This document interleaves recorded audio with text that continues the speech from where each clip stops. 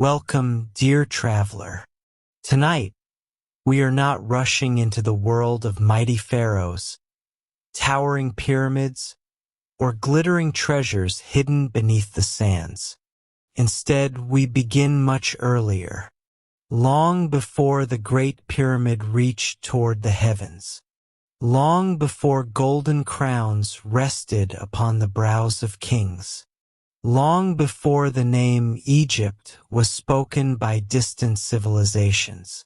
Our journey begins beside a river that has flowed for millions of years, a river so dependable, so life-giving, that an entire civilization would one day rise because of its gentle waters. This is the story of the Nile. So, find a comfortable place to rest. Allow your breathing to slow. Imagine a soft evening breeze moving across the warm waters. The stars are beginning to appear above the African sky. The world is quiet, and somewhere in the distance, the Nile whispers its ancient song. Our story begins nearly 7,000 years ago. The land surrounding the Nile looked very different from the endless deserts many people imagine today. There were wide marshes filled with tall reeds. Birds with brilliant white feathers glided across calm pools of water. Hippos rested among thick patches of papyrus. Crocodiles slipped silently beneath the surface of the river.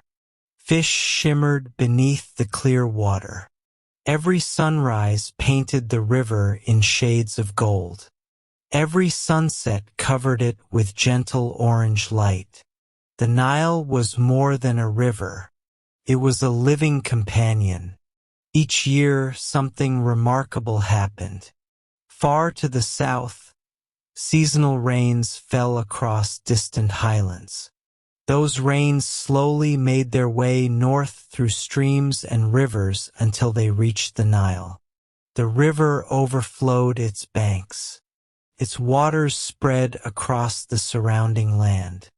At first glance, this might seem like destruction, but it was exactly the opposite. When the floodwaters slowly returned to the river, they left behind a rich layer of dark soil. Soft, moist, filled with nutrients carried from faraway lands.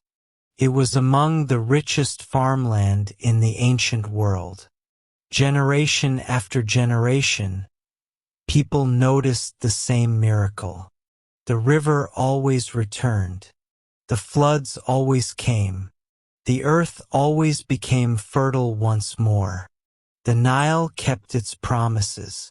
For small groups of early people, this reliability changed everything. Instead of wandering endlessly in search of food, they began settling beside the river. Simple homes appeared along the banks.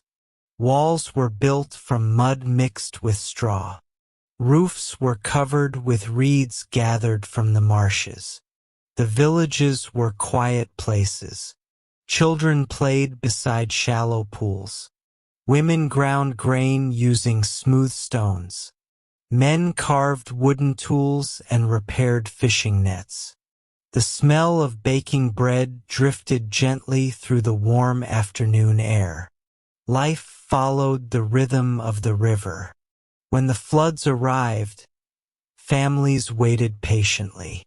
When the waters retreated, they planted seeds. Soon green shoots appeared.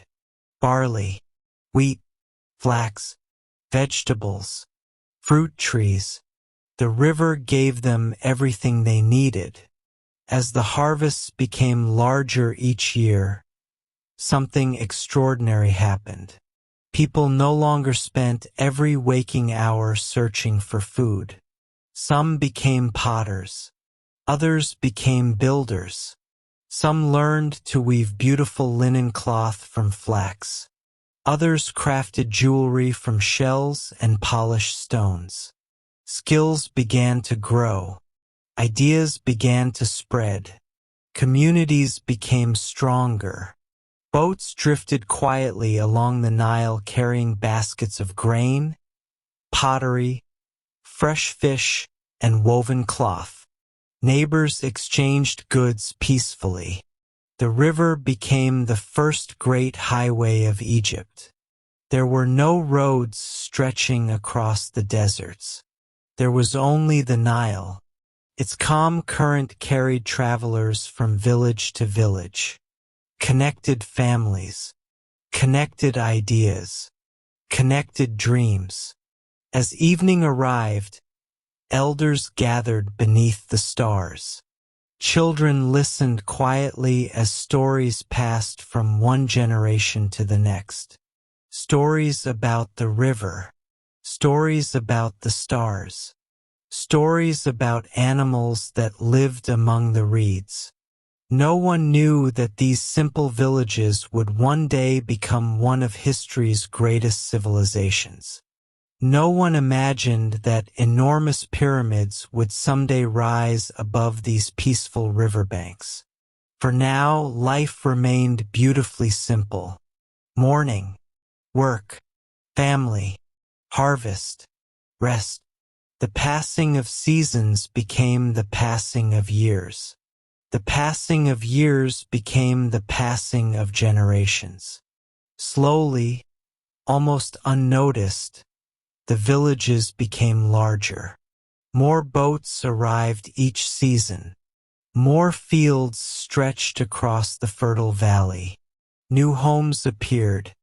Small marketplaces formed where farmers traded grain for pottery, fish for baskets, and cloth for tools. People discovered that working together allowed everyone to thrive. The Nile rewarded cooperation. Its waters belonged to everyone. Its gifts could be shared. As darkness settled over the valley, thousands of stars filled the sky. Without city lights, the heavens appeared brighter than most people today can imagine. The Milky Way stretched overhead like a silver river reflecting the Nile below. Perhaps the people wondered if the stars themselves flowed across the sky. Perhaps they believed the heavens and the river were somehow connected.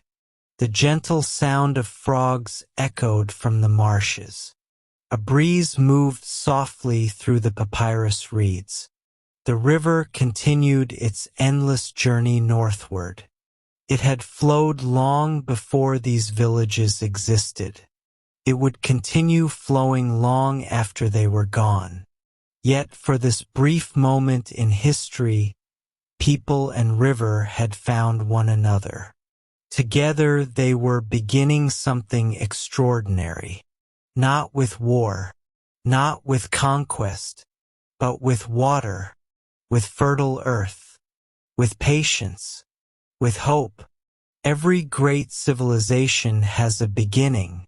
Some begin with a battle. Others begin with a king. Ancient Egypt began with a river that quietly refused to stop flowing. And as the moon rose above the Nile, its silver reflection shimmered across the peaceful water. The first villages rested quietly beneath the stars. The fields slept. The boats rocked gently along the shore. The river whispered its timeless song through the warm African night. And somewhere within those quiet villages, the first pages of one of humanity's greatest stories had already begun to be written. The morning sun rose gently over the Nile. Golden light spread across the quiet river, turning its calm waters into a ribbon of shimmering bronze. Birds lifted gracefully from the papyrus reeds. Fishing boats drifted silently with the current. The villages along the river slowly awakened. Smoke curled from small clay ovens where fresh bread was baking. Children carried baskets to the fields. Farmers prepared their simple wooden tools for another day beside the life-giving waters. For many generations, life had followed this peaceful rhythm.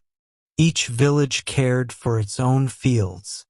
Each family depended upon the yearly floods.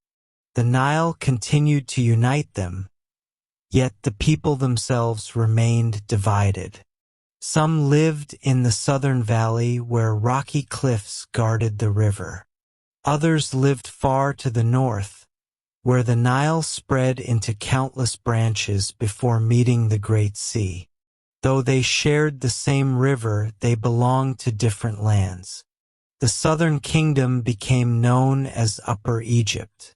The northern kingdom became Lower Egypt. Each had its own traditions, its own leaders, its own sacred symbols. Upper Egypt looked toward the long ribbon of the Nile cutting through narrow valleys. Lower Egypt flourished among green marshes and broad wetlands filled with birds and fish. Trade flowed between them, so did friendly competition. Sometimes disagreements arose over water, farmland, and trade routes. Most were settled peacefully, others were not. As the years passed, the people slowly realized something important. The Nile connected them all. Its waters did not belong only to the north, nor only to the south. The river flowed through every village. Its blessings reached every family. Perhaps the people, too, could become one.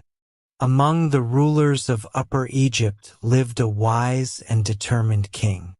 History remembers him by the name Narmer. Some ancient traditions also call him Menes. Though thousands of years have passed, his story still echoes through history. Narmer understood that lasting prosperity would come not through endless rivalry, but through unity. He dreamed of a single kingdom stretching from the southern cliffs to the northern delta. One land, one people, one river. The journey toward that dream was not easy. Many villages had long histories and proud traditions. Bringing them together required courage, patience, and careful leadership. Over time, Narmer gained the loyalty of many communities along the Nile. His influence grew steadily. Eventually, Upper and Lower Egypt were united beneath one crown. For the first time, the Nile Valley became a single kingdom. It was the beginning of ancient Egypt as history would remember it. To symbolize this new unity, Narmer wore a remarkable crown. It combined the tall white crown of Upper Egypt with the low red crown of Lower Egypt. Together they became the double crown. It was more than a royal ornament. It reminded everyone that two lands had become one nation. The people celebrated. Boats decorated with flowers sailed along the river. Musicians played gentle melodies upon flutes and harps. Families gathered beside the Nile to share bread, dates, figs, and fresh fish. Children laughed as colorful birds circled overhead. Hope filled the air. A united kingdom brought new opportunities. Farmers shared knowledge about growing crops. Builders exchanged ideas for stronger homes and storage buildings. Merchants traveled farther than ever before, carrying pottery, linen, copper tools, and precious stones from one end of the kingdom to the other. The Nile became not only a river of life, it became the heartbeat of a nation. As villages became towns, leaders began organizing great public works. Canals helped guide floodwaters into distant fields. Granaries stored extra grain for years when harvests might be smaller. Communities learned that planning together brought security for everyone. The first pharaoh was more than a king. He became a symbol of harmony. The Egyptians believed the ruler's greatest responsibility was to preserve balance throughout the land. They called this sacred balance Ma'at. It represented truth, justice, order, harmony. Living according to Ma'at meant respecting neighbors, honoring promises, caring for the land, and protecting peace whenever possible. The pharaoh's duty was to help maintain that balance so the Nile would continue to bless the kingdom. As evening settled across Egypt, Narmer stood beside the great river. The sun slowly disappeared beyond the western horizon. The water reflected shades of gold, crimson, and violet. Thousands of stars gradually appeared overhead. Perhaps he wondered what this united kingdom might become. He could not have imagined the generations still to come. The magnificent pyramids, the towering temples, the skilled artists and architects, the explorers and scholars, the queens and pharaohs whose names would be remembered for thousands of years. All of that still lay in the distant future. For now, there was simply a peaceful river flowing beneath the stars, a united people learning to grow together, a kingdom taking its first quiet steps into history. The evening breeze carried the scent of fresh water and fertile earth. Boats rested gently along the riverbanks. The villages grew quiet once more. Above them, the same stars watched silently as they had for countless ages. Below them, the Nile continued its timeless journey toward the sea, and with every gentle current, the first chapter of Egypt's long and remarkable kingdom flowed steadily into the future. Morning arrived quietly across the Nile Valley. The first rays of sunlight spread over fields of barley and wheat, painting the fertile land with soft shades of gold. Farmers were already awake. Fishing boats drifted gently along the calm waters. The voices of children echoed through growing towns. Egypt had changed. Many generations had passed since the first pharaoh united the kingdom. The villages that once stood alone beside the river had become thriving communities. Trade flourished. Harvests were plentiful. The Nile continued to keep its ancient promise, bringing rich black soil each year and allowing the kingdom to prosper. With peace came something precious. Time. People no longer spent every day simply surviving. Instead, they began to dream. They dreamed of stronger buildings, beautiful temples, lasting monuments, structures that would stand long after their own lives had ended. It was during these peaceful centuries that Egypt entered what historians now call the Old Kingdom. Many would later remember it as the age of the pyramid builders.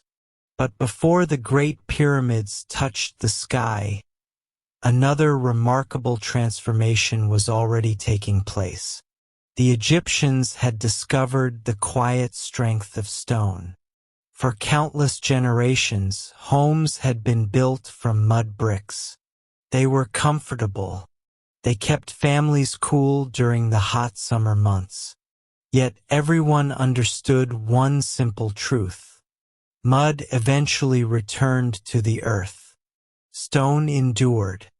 Along the cliffs bordering the Nile Valley lay vast stretches of fine limestone. Farther south, enormous cliffs of sandstone rose beside the river. In distant deserts, Hard granite rested deep within ancient mountains. The builders looked upon these stones with new eyes. Perhaps these gifts of the earth could become something eternal. Small teams of workers began cutting blocks from the cliffs. Using simple copper chisels, wooden mallets, and polished stone hammers, they shaped each block with remarkable patience. The work was slow. Every surface was measured carefully. Every corner aligned with quiet precision. There was no rushing. Every stone mattered. Large sledges carried the blocks across smooth paths of wet sand. Hundreds of workers pulled together in steady rhythm. Their movements were guided not by chaos but by cooperation. The work itself became almost musical. Step by step, stone by stone, the first great stone buildings slowly began to rise. One of the wisest men in Egypt served the pharaoh during this remarkable time. His name was Imhotep. Though remembered today as an architect, he was much more. He was also a scholar, a physician, an engineer, a man whose curiosity seemed as endless as the Nile itself. Imhotep looked beyond what already existed. He imagined what could be. Rather than building large monuments from mud bricks, he proposed something entirely new. A monument built from carved stone, layer upon layer, rising toward the heavens. His greatest creation stood at Saqqara, the step pyramid of Pharaoh Djoser. It did not yet have the smooth sides of the later pyramids. Instead, 6 great levels rose one above another like enormous stone stairways climbing toward the sky. For the people of Egypt, it was unlike anything they had ever seen. When sunlight touched its pale limestone walls, it seemed to glow against the blue desert sky. Travelers approaching from the Nile could see it from many miles away. The step pyramid became more than a royal monument. It announced that Egypt had entered a new age, the kingdom of stone. Around the pyramid grew magnificent courtyards, temples, ceremonial halls, and towering walls carved with remarkable detail. Every column, every doorway, every statue reflected extraordinary craftsmanship. Artists carefully carved birds, lotus flowers, papyrus reeds, and scenes of everyday life into the limestone. These images celebrated both nature and the people who lived beside the Nile. Stone became the keeper of memory. Unlike wood, which could decay, unlike mud, which could crumble, stone could preserve stories for centuries. The Egyptians believed that memory itself was a form of immortality. To carve someone's achievements into stone was to help ensure they would never truly be forgotten. As more temples and monuments appeared across the kingdom, new skills flourished. Stonecutters refined their techniques. Architects developed careful plans using ropes, measuring rods, and simple geometry. Artists mixed colorful pigments from minerals gathered throughout the deserts. Sculptors shaped statues so lifelike that they seemed ready to breathe. Each generation learned from the one before it. Knowledge grew steadily, like the Nile itself, flowing onward without hurry. As evening settled over Saqqara, the great step pyramid stood quietly beneath the fading sunlight. Its long shadow stretched across the desert sands. Workers returned home to their families. Their tools rested beside unfinished stones. The day's work had ended. But the monument continued its silent rise toward eternity. Far above, the first stars began to appear. The same stars that farmers watched while tending their fields. The same stars sailors followed along the Nile. The same stars that inspired dreamers to imagine what might one day be possible. The cool desert breeze moved gently between the limestone walls. Owls called softly from distant cliffs. The kingdom rested peacefully, as people could not yet know that even greater wonders still lay ahead. Soon, one pharaoh would dream of building a monument unlike anything the world had ever seen. A monument so vast that thousands of years later, people from every corner of the earth would still stand in awe before it. But tonight, Egypt slept beneath a sky filled with stars. The kingdom of stone had found its beginning, and along the quiet banks of the Nile, the story of the pyramids was only just beginning. The dawn arrived softly over the Giza plateau. The eastern sky slowly changed from deep violet to gentle shades of gold. Far below, the Nile shimmered in the morning light, its waters carrying boats filled with limestone blocks, food, tools, and hopeful workers. A cool breeze drifted across the desert. The sand was quiet. The stars slowly disappeared as the sun prepared to rise. For many years, Egypt had grown stronger. Its fields were rich. The cities were thriving. Its craftsmen had become masters of stone. Now a new dream was beginning. It belonged to Pharaoh Khufu. History would remember him as the ruler who imagined one of humanity's greatest achievements. A monument unlike anything the world had ever seen. Not built to display power alone, but to express the Egyptian belief that life, death, and eternity were all connected. The Great Pyramid would become a bridge between earth and sky. Before a single stone was placed, careful planning filled many months. Surveyors walked across the rocky plateau carrying ropes, measuring rods, and simple wooden tools. They observed the rising and setting sun. At night they studied the northern stars. The Egyptians believed that harmony existed throughout the universe. The pyramid, too, should reflect that harmony. With astonishing care, they aligned its sides almost perfectly with the four cardinal directions: north, south, east, west. Long before modern instruments existed, they accomplished this with remarkable precision. The land was prepared slowly.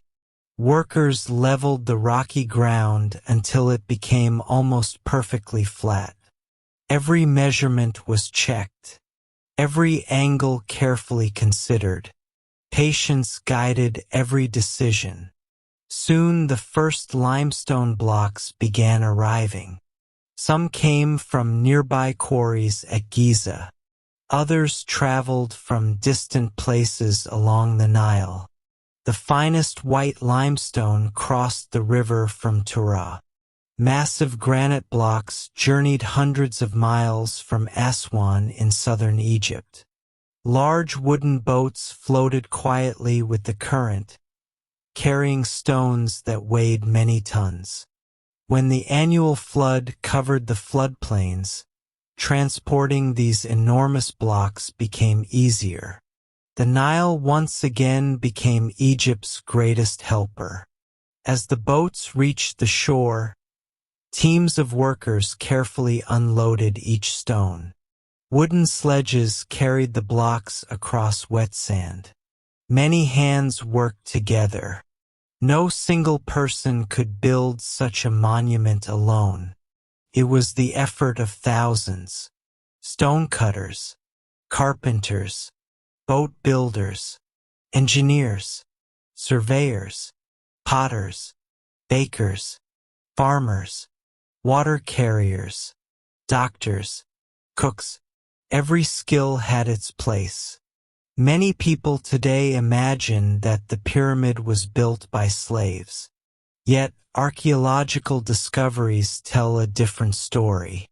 Many of the workers were skilled laborers who lived in nearby villages built especially for them. They received food, shelter, medical care, and respect for their work. During the Nile's flood season, when farming paused, many farmers joined the building effort. The pyramid became a project shared by the kingdom itself.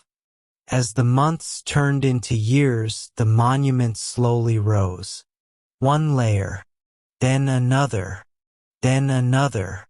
Each limestone block was carefully lifted into position. Each joint fit tightly against the next, so precisely that even a thin blade could scarcely pass between many of them. The work demanded extraordinary patience. No rushing, no shortcuts, only careful craftsmanship. Every morning began before sunrise. Workers gathered quietly as the first light touched the desert. Some sharpened copper tools. Others prepared ropes or wooden sledges. Fresh bread baked in large ovens. Clay jars filled with cool water waited beneath shaded shelters. The sounds of hammers echoed gently across the plateau. Voices rose and fell in steady rhythm. It was hard work, yet it was also meaningful work. Many believed they were helping create something that would endure for eternity. Nearby, skilled artists carved statues and decorated temples that would stand beside the pyramid. Scribes carefully recorded deliveries of stone, tools, and supplies on sheets of papyrus. Architects checked measurements again and again. Nothing was left to chance. Years passed. Children born during the first days of construction grew old enough to help carry tools and supplies. The pyramid climbed steadily toward the heavens. From a distance, it appeared like a mountain rising from the desert itself. As sunlight struck its polished white limestone casing, it reflected the light brilliantly. Travelers approaching from the Nile could see it shining from many miles away. Some said it looked like a second sun resting upon the earth. Others believed it resembled the first rays of dawn frozen into stone. As evening settled across Giza, the day's work slowly came to an end. The workers returned to their homes. Families gathered together for simple meals of bread, onions, vegetables, fish, and fresh dates. Children listened as their parents spoke about another successful day upon the great monument. Above them, countless stars filled the desert sky. Perhaps some workers looked upward and wondered whether future generations would remember their names. Most would not, yet their hands had shaped history. Their careful work would outlive kingdoms. It would survive storms, empires, centuries, even millennia. The desert wind moved softly across the unfinished pyramid. Its shadow stretched long beneath the rising moon. Stone by stone, year after year, the Great Pyramid continued to grow. Not through haste, but through patience. Not through the strength of one ruler alone, but through the dedication of thousands working together with a shared purpose. As the Nile flowed quietly beyond the horizon, Egypt rested beneath the stars. The Great Pyramid stood unfinished. Yet already it had become a symbol of human imagination, cooperation, and determination. Its highest stone had not yet been placed. The story was still rising, and beneath the endless African sky, the dream of eternity continued, one carefully placed stone at a time. The Great Pyramid continued to rise above the Giza Plateau. Stone by stone, its magnificent shape slowly reached toward the sky. Yet while thousands of skilled hands worked upon the monuments of the pharaohs, millions of ordinary Egyptians continued living peaceful lives along the banks of the Nile. Their stories were quieter. Their names were seldom carved into stone. But together, they formed the heart of ancient Egypt.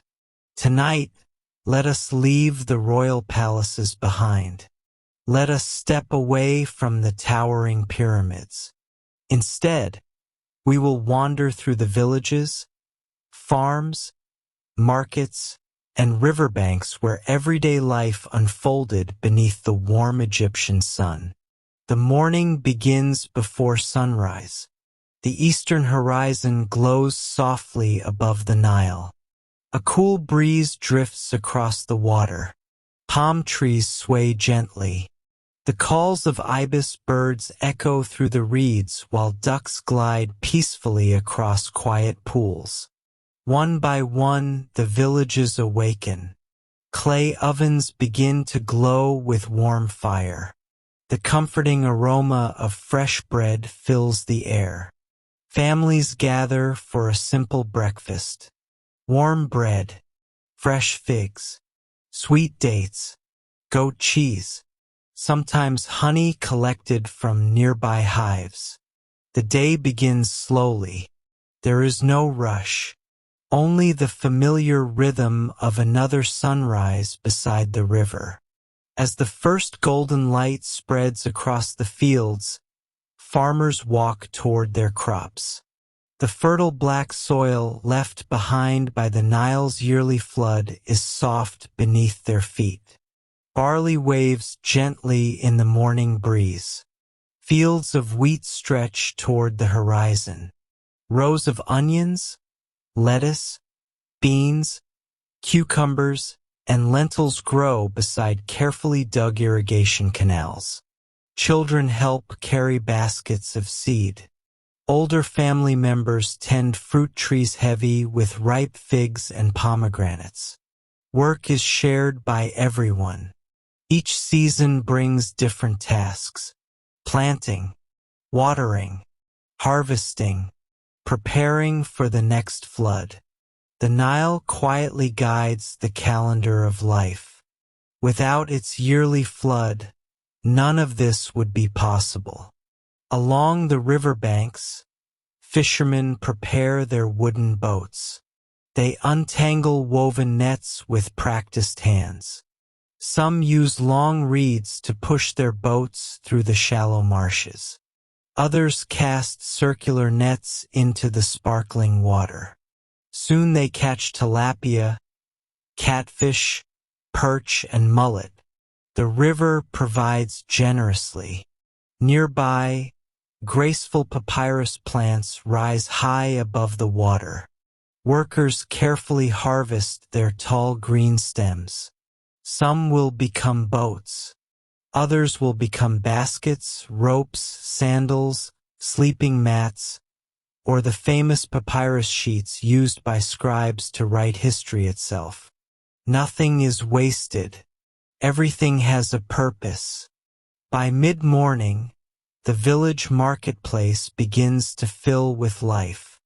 Merchants arrange colorful displays beneath woven awnings. Fresh vegetables, clay pots, fine linen cloth, copper tools, wooden toys, beautiful beads made from turquoise and carnelian. The air fills with friendly conversation. Children laugh while chasing one another between the market stalls. Musicians play gentle melodies on harps and reed flutes. Life feels joyful. No coins change hands. Instead, people trade. A basket of grain for a clay jar. Fresh fish for woven sandals. Linen cloth for finely crafted pottery. Neighbors know one another well. Trust is as valuable as any treasure. Not far from the market, skilled craftsmen begin another day of careful work. Potters shape soft clay upon spinning wheels. Their hands move with quiet confidence. Soon elegant jars, bowls, and cups take shape. Nearby, carpenters carve cedar and acacia wood into furniture, boats, and household tools. Jewelry makers polish colorful stones until they sparkle in the sunlight. Goldsmiths carefully hammer thin sheets of gold into delicate ornaments. Every craft requires patience. Every object is made with pride. Across the village, children gather beneath the shade of sycamore trees. Some help their parents with daily chores. Others learn reading and writing from local scribes. Hieroglyphics are difficult to master. Hundreds of beautiful symbols represent sounds, words, and ideas. Young students practice carefully upon smooth pieces of limestone before writing upon precious papyrus. The scribes remind them that knowledge is one of Egypt's greatest treasures. As the afternoon sun climbs higher, the heat becomes stronger. Many people pause their work for a while. Families rest in the cool shade of their homes. The thick mud brick walls keep the rooms pleasantly cool despite the blazing sun outside. Mothers weave linen. Grandparents tell stories of the Nile. Children listen quietly while gentle breezes drift through open doorways. As evening approaches, the village comes alive once again. Farmers return from the fields carrying baskets filled with fresh vegetables and grain. Fishermen tie their boats securely along the riverbank. The marketplace slowly closes. Smoke rises once more from clay ovens. Dinner is simple but satisfying. Fresh bread, grilled fish, beans, onions, dates, figs, sometimes roasted duck or goose during festivals. Families eat together beneath the fading light. When darkness finally settles across the Nile Valley, something magical happens. Without bright city lights, the heavens appear in breathtaking detail. Thousands upon thousands of stars fill the sky. The Milky Way stretches overhead like another great river flowing across the heavens. The cool evening air carries the sounds of frogs calling from the marshes. Crickets sing softly among the reeds. Palm leaves rustle gently in the night breeze. Neighbors gather outside their homes. Elders share stories of ancient gods, wise rulers, and the endless river that has always cared for them. Children sit quietly, their eyes filled with wonder as they imagine the adventures hidden within the stars above. For the people of Egypt, life is not measured by riches alone. It is measured by family, by harvests, by friendship, by gratitude for another peaceful flood of the Nile. Generation after generation, this gentle rhythm continues. Morning follows night. The river follows its course. The seasons return. Empires may rise. Pharaohs may come and go. Monuments may reach toward the heavens. But the true strength of Egypt lives here. In the quiet villages. In the hands of farmers. in the songs of fishermen, in the laughter of children, in the warmth of family gathered beside the river at sunset. As the moon rises over the Nile, silver light dances upon the calm water. The boats rest quietly against the shore. The fields sleep beneath the stars. The villages grow still, and the great river continues its timeless journey northward, carrying with it the peaceful heartbeat of one of history's greatest civilizations. The first light of dawn slowly spread across the eastern horizon. A gentle glow appeared above the Nile, painting the calm waters with soft shades of gold. The air was cool and still. Palm trees swayed quietly in the morning breeze. Birds lifted gracefully from the papyrus reeds as another peaceful day began in ancient Egypt. As the villages slowly awakened, another part of Egypt had already come to life. Far beyond the farms and marketplaces, enormous temple gates stood open to greet the rising sun.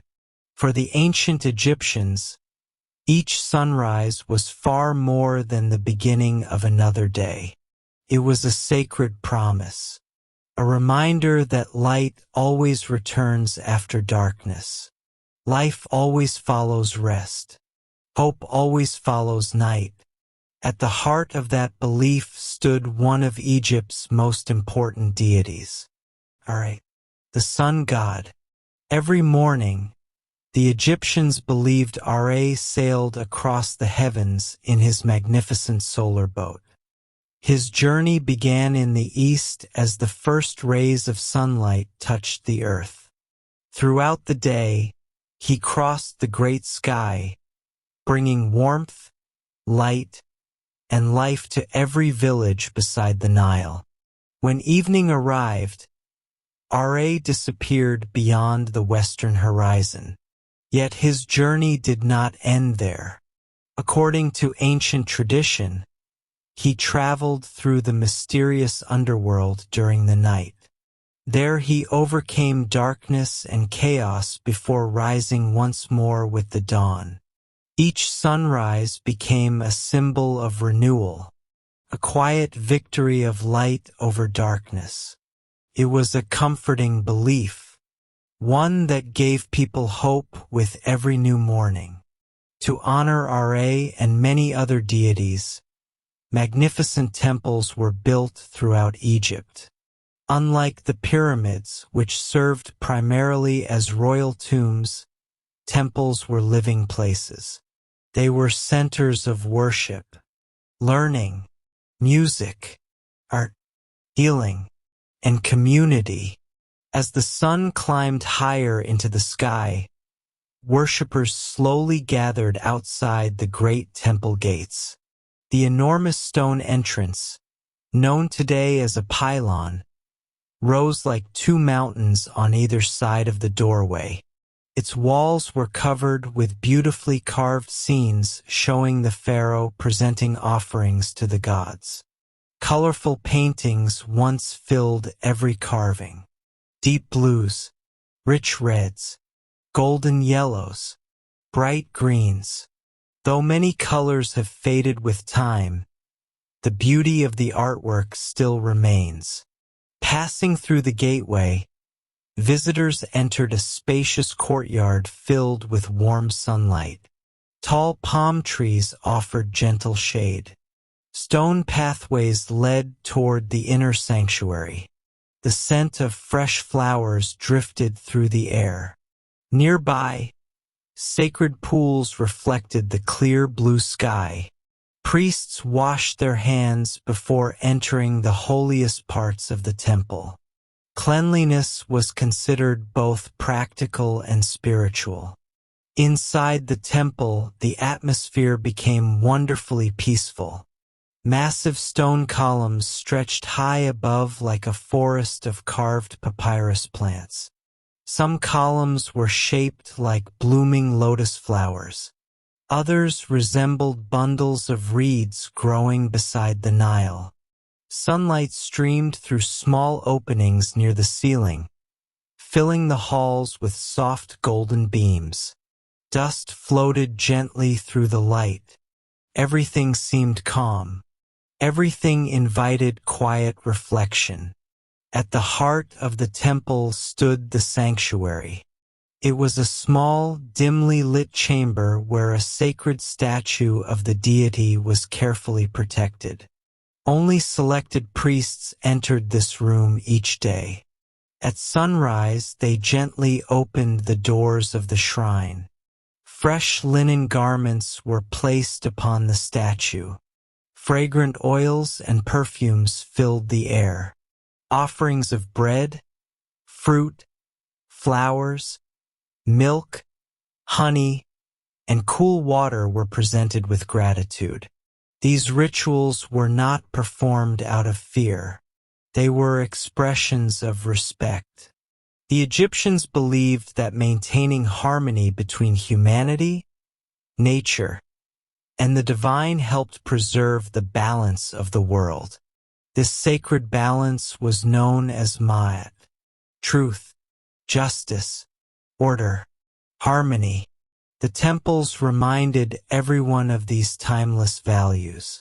Throughout the day, music echoed softly through the stone halls. Priests played elegant harps. Flutes filled the air with gentle melodies. Small hand drums kept a quiet rhythm.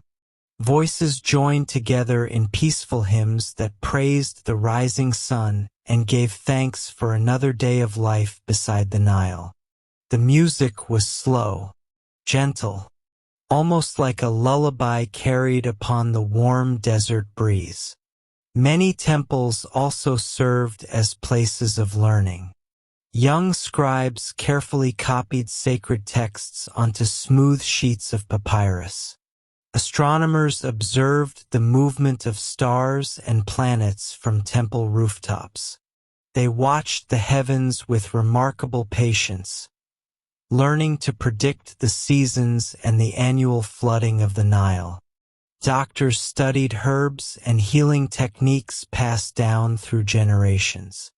Artists painted beautiful scenes upon plaster walls. Stone carvers created statues that seemed almost alive. Knowledge flourished within these sacred walls. By afternoon, sunlight filled the great courtyards. Visitors rested beneath shaded colonnades. Travelers offered quiet prayers before continuing their journeys. Families brought flowers to honor loved ones who had passed away. Children watched the temple pigeons circle gracefully above the towering columns. The temples belonged to everyone, not only to kings, but to farmers, craftsmen, merchants, sailors, mothers, children. Every person found comfort beneath their sheltering walls. As the day slowly drew to a close, the western sky glowed with warm shades of amber and crimson. The priests gathered once more inside the sanctuary. The evening rituals were simple and peaceful. The shrine doors were gently closed. Oil lamps were lit. The final prayers of the day were whispered into the quiet darkness. Outside, the setting sun disappeared beyond the western desert. Its final rays illuminated the tops of the towering obelisks standing before the temples. These slender monuments reached gracefully toward the heavens, their polished surfaces glowing like fire in the fading light. Soon the stars began to appear, one by one, the same stars that guided sailors upon the Nile, the same stars watched by farmers in their fields, the same stars observed by temple astronomers night after night. Above them all, the Milky Way stretched across the heavens like another great river flowing through the sky. The temple grew quiet, Its columns stood silently beneath the moonlight. Palm leaves rustled gently in the cool evening breeze. Somewhere nearby, the Nile continued its endless journey northward. The people of Egypt rested peacefully, knowing that when morning came, Ra would once again rise in the east. The sunlight would return, the birds would sing, the river would flow, and life, as it had for countless generations, would begin anew beneath the golden skies of ancient Egypt. The first light of morning slipped gently across the Nile. A thin veil of mist floated above the quiet river while the palms swayed softly in the cool breeze. Fishing boats rested along the riverbanks. The temples welcomed the rising sun. Villages slowly awakened as the familiar sounds of daily life returned once more. Bread baked inside clay ovens. Farmers prepared for another day in the fertile fields. Merchants arranged baskets of fruit beneath woven awnings. Yet in one peaceful corner of Egypt, another kind of work was about to begin. It was quieter than the fields, calmer than the marketplaces, hidden within schools, temples, and government halls. A group of remarkable people carefully preserved the knowledge of an entire civilization. They were the scribes, the keepers of words, the guardians of memory, the storytellers of ancient Egypt. Long before books filled libraries, long before printing presses spread knowledge across the world, every important record was written by hand. Every royal decree, every harvest record, every temple prayer, every story, every mathematical calculation, every map, every letter, every piece of history depended upon the careful hands of a scribe. In Egypt, writing was considered one of the greatest gifts a person could possess. Most people learned the skills of farming, fishing, or craftsmanship, but becoming a scribe required years of patient study. Many young boys, and in some periods a smaller number of girls from privileged families, began their education while still children. Their classrooms were simple: a shaded courtyard, a quiet room within a temple, a peaceful corner of a government building. Their teachers placed before them smooth pieces of limestone and wooden writing boards. Papyrus was valuable. Students first practiced on materials that could be used again and again. The lessons were not easy. The Egyptian writing system was unlike any other. It was made of beautiful symbols called hieroglyphs. Some represented sounds. Others represented complete words. Many expressed ideas through carefully drawn pictures. A soaring falcon, a flowing river, a seated person, a blooming lotus flower, a bright sun rising above the horizon. Each sign carried meaning. Together, they created one of the most elegant writing systems in human history. A student might spend hours carefully copying the same symbol, again and again, until every line was neat, every curve graceful. Patience was as important as talent. A wise teacher often reminded the students, "Steady hands create lasting words." When a student became more skilled, they were finally allowed to write upon papyrus. Papyrus was one of Egypt's greatest inventions. Its story began beside the Nile itself. Tall papyrus reeds grew in great abundance along the riverbanks. Workers harvested the thick green stalks and carefully sliced away the outer layer. The soft inner strips were laid side by side. Another layer crossed them at right angles. The sheets were pressed together and left to dry beneath the warm Egyptian sun. Soon they became smooth writing surfaces that were surprisingly strong. The finished scrolls could be rolled carefully and stored for generations. To write upon them, scribes used slender reed pens. Their ink came from nature. Black ink was made from soot mixed with water and natural gum. Red ink came from powdered red ochre found in the desert. Black carried most of the writing. Red highlighted important names, titles, sacred words, and new sections. Even today, historians can still recognize the careful balance of those ancient pages.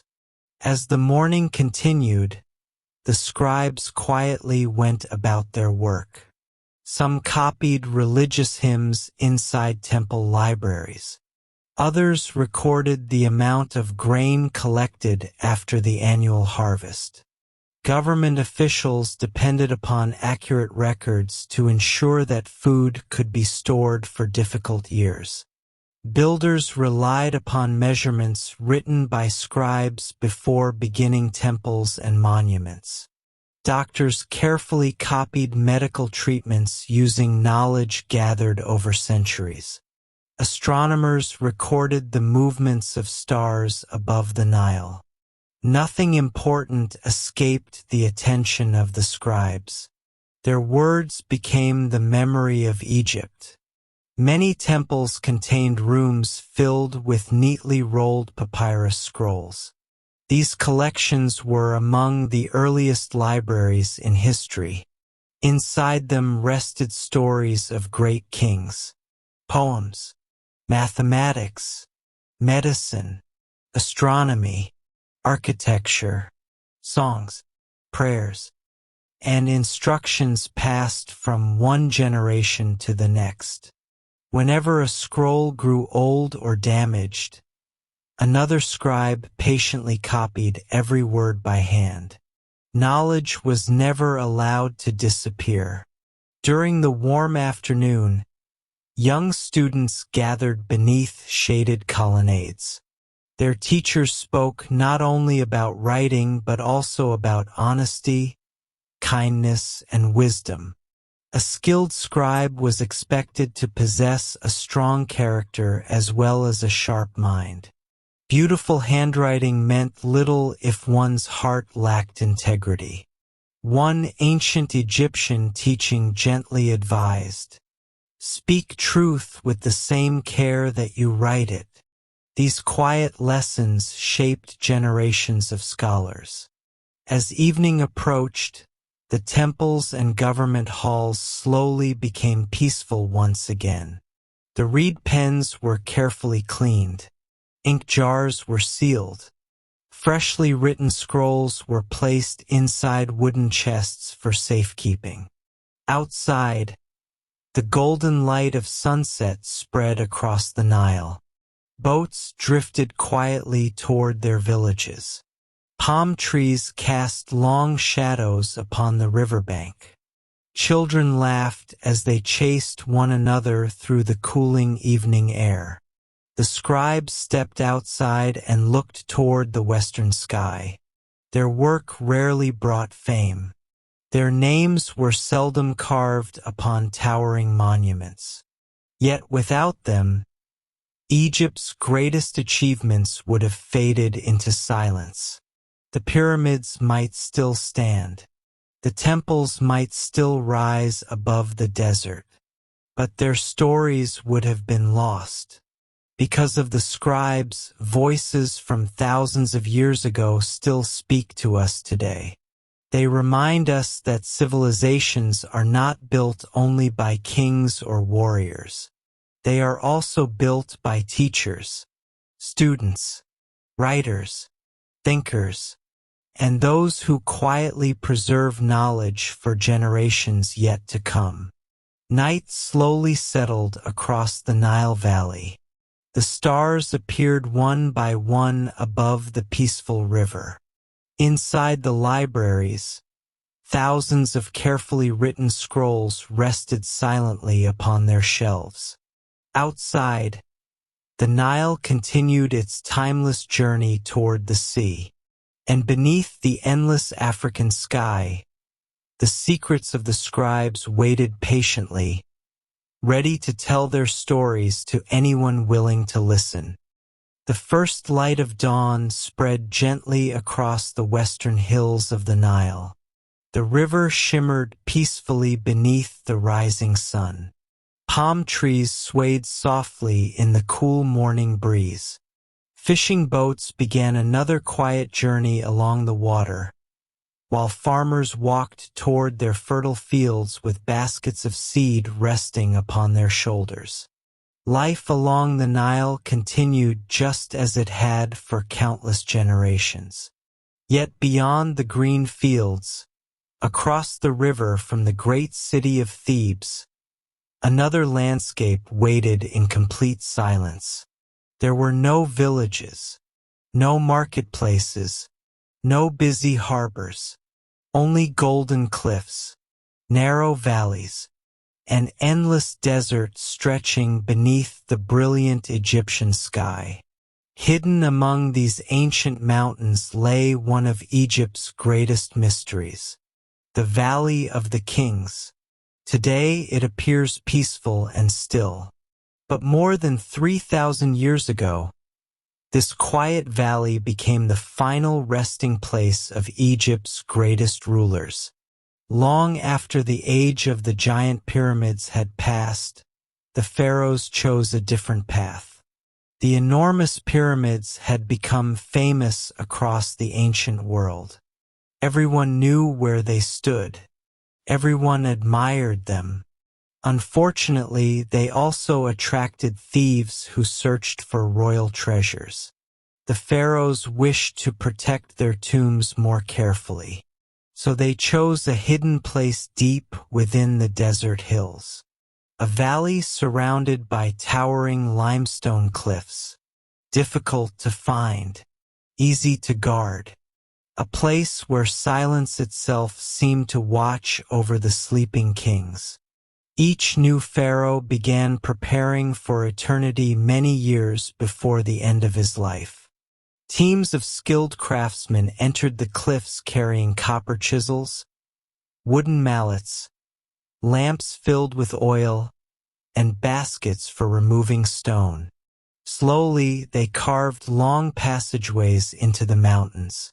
Not for weeks, not for months, but often for many years.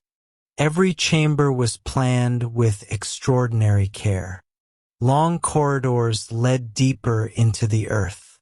Hidden rooms branched away from the main passages. Grand burial chambers waited at the heart of each tomb.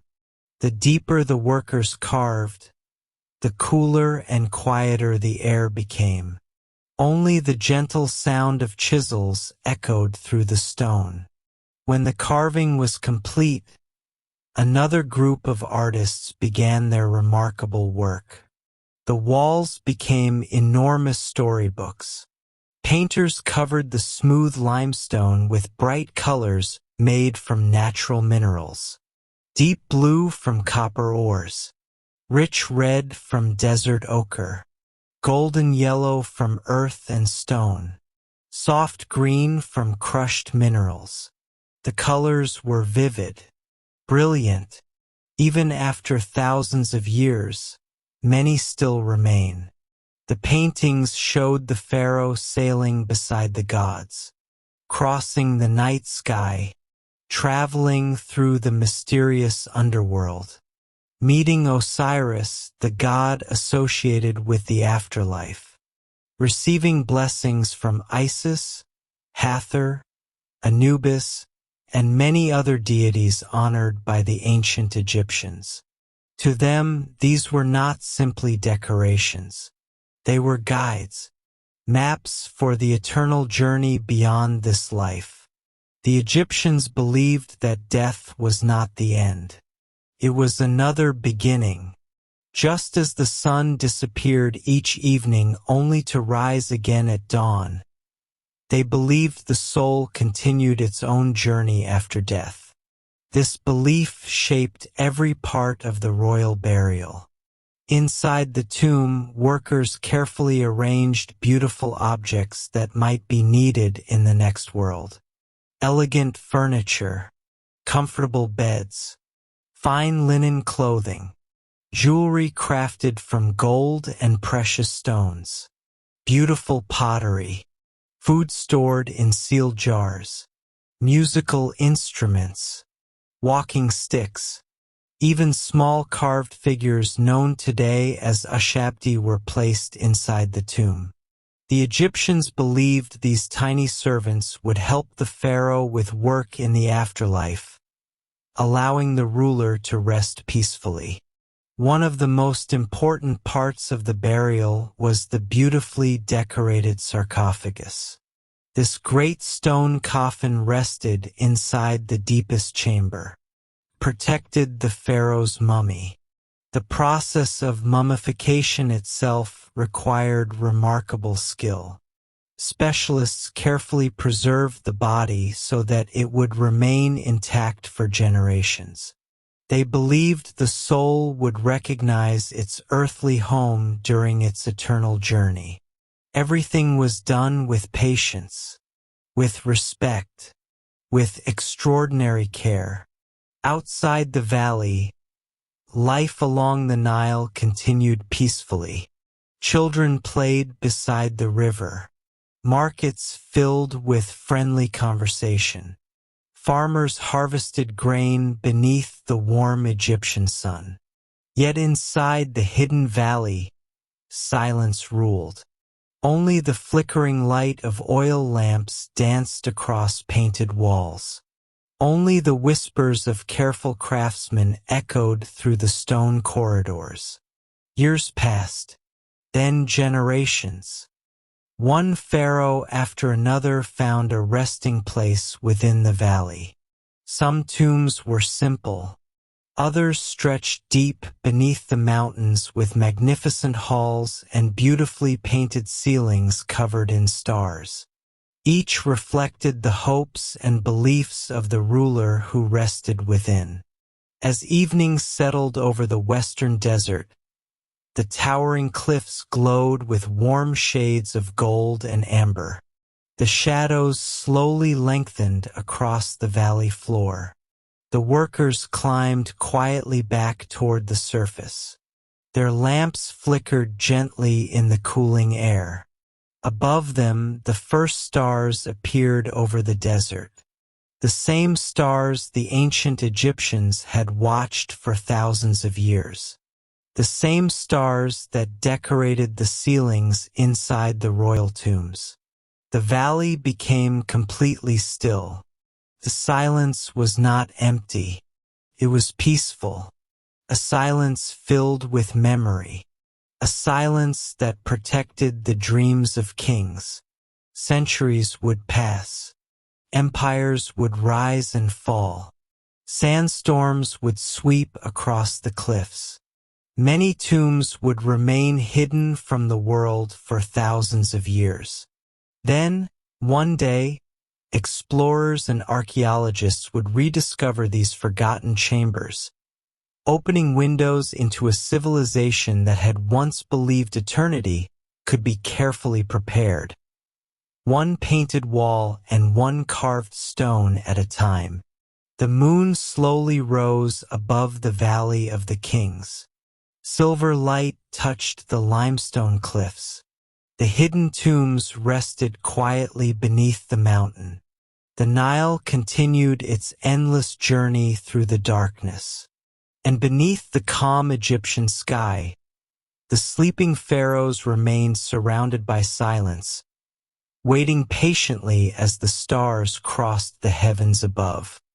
The first light of dawn stretched gently across the Valley of the Kings. The limestone cliffs glowed with soft shades of rose and gold as the morning sun climbed above the eastern hills. Across the Nile, the great city of Thebes slowly awakened. Boats drifted quietly upon the calm river. Temple bells echoed softly in the distance. Farmers walked toward green fields nourished by another generous flood. Life moved peacefully beneath the warm Egyptian sky. As Egypt entered a new chapter of its long history, an extraordinary leader was about to change the course of the kingdom. This leader was not remembered only for military victories or towering monuments. She became famous for wisdom, for patience, for prosperity, for vision. Her name was Hatshepsut. She would become one of the greatest rulers ancient Egypt had ever known. More than 3,500 years ago, royal life was filled with careful traditions. The pharaoh was usually a man, believed to be chosen to preserve harmony throughout the kingdom. Yet history has a way of surprising us. When circumstances changed, Hatshepsut stepped forward with remarkable confidence. She had been born into the royal family and understood the responsibilities of leadership from an early age.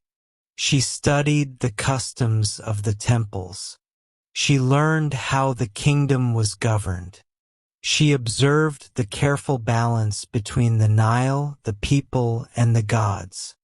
When the young prince who should have ruled was still too young to govern alone, Hatshepsut first served as his protector. But as the years passed, she accepted an even greater responsibility. She became pharaoh herself. It was an extraordinary moment in Egyptian history.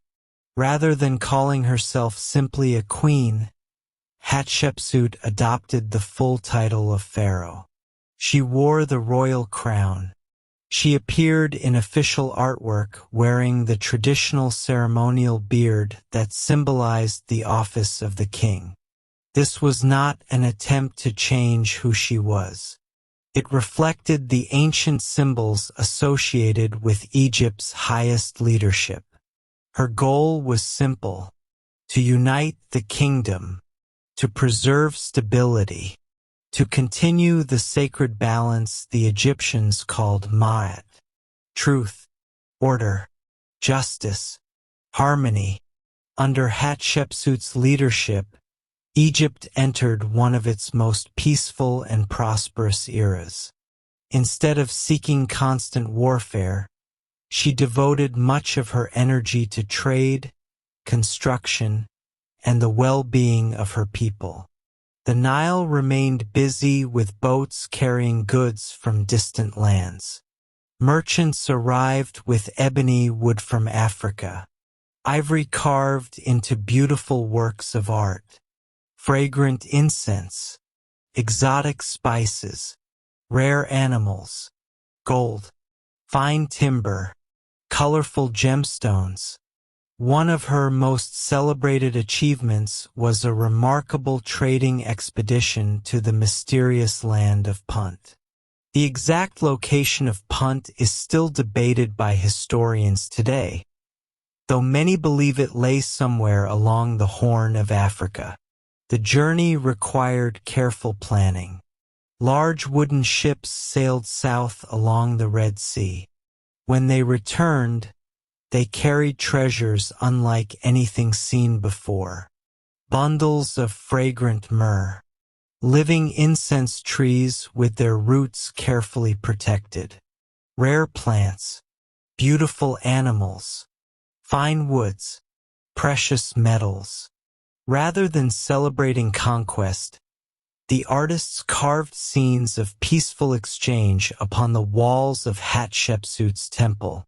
These images showed merchants greeting one another with respect, sailors unloading valuable cargo, foreign landscapes filled with unusual trees and wildlife.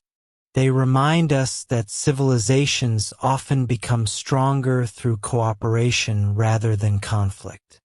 As Egypt prospered, Hatshepsut turned her attention toward building projects that would inspire future generations. Near the western cliffs of Thebes, architects began creating one of the most elegant monuments in Egyptian history. Her magnificent mortuary temple at Deir el-Bahari seemed to grow naturally from the surrounding mountains. Wide terraces rose one above another. Long colonnades of graceful stone columns stretched across each level. Ramps connected the terraces with perfect symmetry. Palm trees and flowering gardens softened the edges of the great stone structure. From across the Nile, the temple appeared almost as though it had emerged from the cliffs themselves. Visitors climbed slowly upward through peaceful courtyards. The walls were covered with beautifully carved reliefs. They told stories of Hatshepsut's reign, her devotion to the gods, her great trading expedition, the prosperity enjoyed by Egypt during her leadership. Morning sunlight filled the temple with warm golden light. By afternoon, long shadows created a quiet atmosphere ideal for reflection. Even today, the temple remains one of the architectural masterpieces of the ancient world. Hatshepsut encouraged artists, builders, priests, and scholars to continue expanding Egypt's knowledge. Stone quarries remained active. Temples were restored. Obelisks carved from enormous blocks of granite rose toward the sky. At Karnak, 2 magnificent obelisks were erected to honor the sun god. Their polished surfaces reflected brilliant sunlight, reminding all who saw them of Egypt's enduring strength and faith. Throughout the kingdom, ordinary life remained peaceful. Farmers harvested abundant grain. Children learned from patient teachers. Craftsmen shaped beautiful pottery and jewelry. Scribes carefully recorded the kingdom's achievements upon rolls of papyrus. Trade flowed steadily along the Nile. The people prospered. As the years passed, Hatshepsut grew older. Her monuments remained. Her temples welcomed visitors. Her obelisks continued to catch the morning sun. Though later rulers sometimes attempted to erase parts of her memory by removing her name from certain monuments, stone has a remarkable way of preserving truth. Archaeologists centuries later uncovered her temples, statues, inscriptions, and stories once more. History remembered her, not because she sought glory, but because she ruled with wisdom during a time of peace. As evening settled across Thebes, the cliffs surrounding Deir el-Bahari glowed softly beneath the setting sun. The terraces of Hatshepsut's temple became bathed in gentle amber light. The Nile reflected the colors of the evening sky. Boats drifted quietly toward home. The first stars appeared above the desert. The cool night breeze moved silently through rows of ancient columns. The kingdom rested peacefully beneath the heavens. And somewhere within the quiet stone halls of her beautiful temple, the legacy of Egypt's great queen continued to whisper across the centuries. A reminder that true greatness is often measured not only by power, but by the peace, wisdom, and prosperity left behind for generations to come. The morning sun rose gently above the eastern horizon. Its golden light spread across the waters of the Nile, turning the quiet river into a ribbon of shimmering gold. Fishing boats drifted peacefully through the calm current. Farmers welcomed another beautiful day in the fertile fields. Palm trees swayed softly beneath the cool morning breeze. The temples of Thebes slowly filled with the sound of prayers as sunlight touched their towering columns. Egypt was thriving. The years of peace and prosperity under Queen Hatshepsut had strengthened the kingdom. Trade had flourished. Magnificent temples had risen beside the Nile. Knowledge had continued to grow. Now, another remarkable chapter was about to unfold. A new pharaoh ascended the throne. His name was Thutmose III. History would remember him as one of ancient Egypt's greatest rulers. Many historians would later call him the Napoleon of Egypt because of his extraordinary military leadership. Yet his story was about far more than battles. It was also a story of careful planning, wise leadership, prosperity, learning, and the growth of one of the ancient world's greatest empires. As a young prince, Thutmose III had spent many years learning the responsibilities of leadership. He studied mathematics with the scribes. He observed the stars beside temple astronomers. He practiced riding horses and driving swift chariots across the open plains. He listened carefully to experienced generals, priests, and advisors. Every lesson prepared him for the day he would guide the kingdom. When he finally became pharaoh, Egypt already stood strong. Yet beyond its borders, distant kingdoms were changing. Some regions that had once been friendly allies began seeking greater independence. Trade routes became uncertain. Neighboring rulers formed new alliances. To protect Egypt's prosperity and secure the important roads that connected Africa, Asia, and the Mediterranean, Thutmose III organized a series of carefully planned campaigns. These journeys carried Egyptian armies north into the lands of Canaan and Syria. The soldiers marched beneath bright skies, following ancient roads through fertile valleys and rugged hills. They traveled with discipline and preparation. Supply wagons carried food, water, tents, and medical supplies. Skilled engineers built bridges when rivers blocked their path. Messengers rode swiftly between different groups, ensuring that every movement remained carefully coordinated. One of the most famous moments of Thutmose III's career came near the ancient city of Megiddo.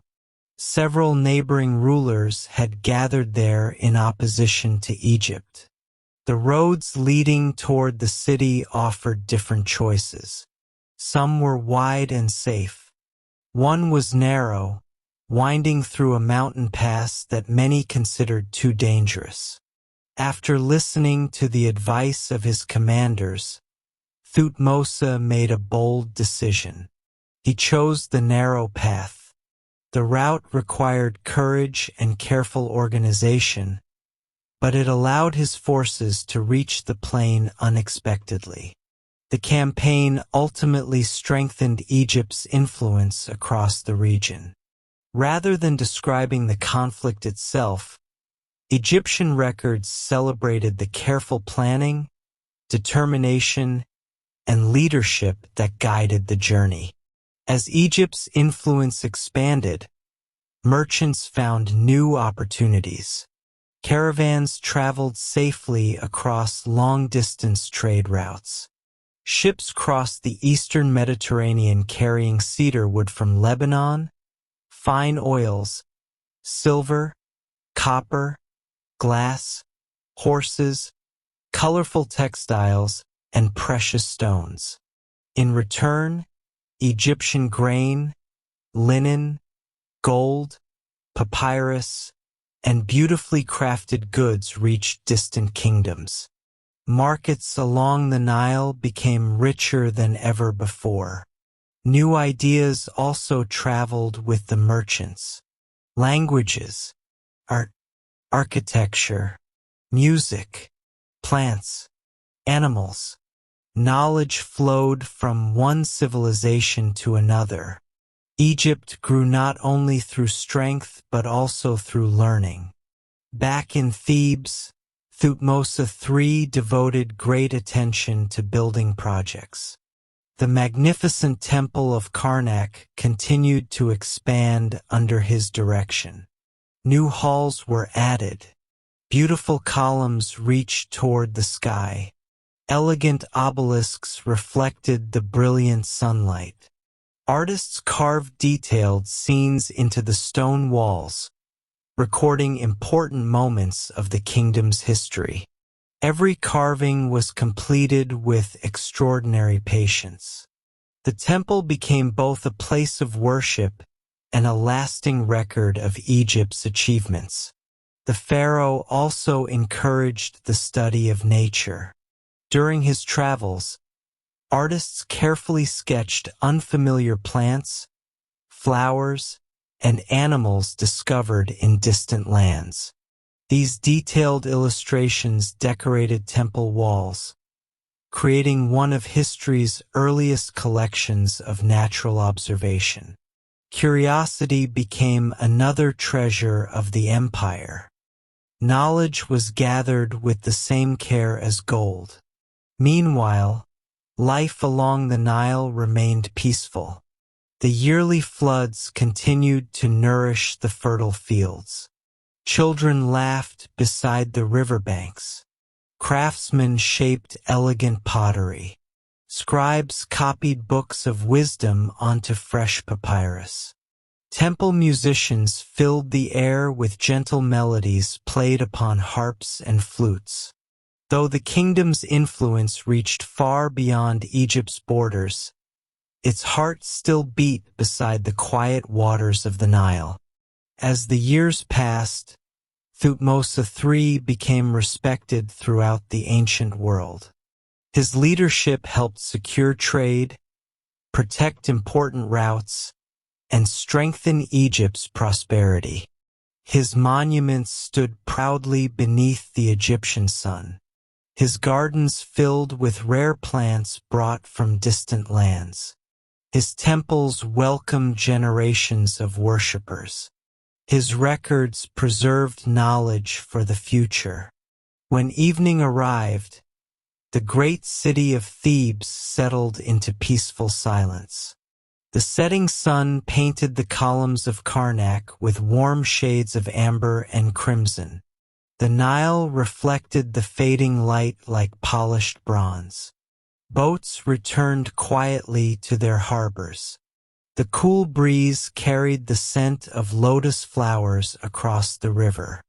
Above, countless stars slowly appeared, just as they had for thousands of years. The empire rested beneath the endless African sky. Its people slept peacefully. Its monuments stood watch through the night, and the Nile continued its timeless journey northward, carrying with it the story of a kingdom that had reached farther than ever before. Guided by wisdom, preparation, and a vision that extended far beyond the horizon. The first light of dawn appeared quietly above the eastern desert. The Nile shimmered beneath a sky painted with soft shades of gold and pale blue. A gentle breeze carried the sweet fragrance of blooming lotus flowers across the calm water. Fishing boats drifted silently through the morning mist.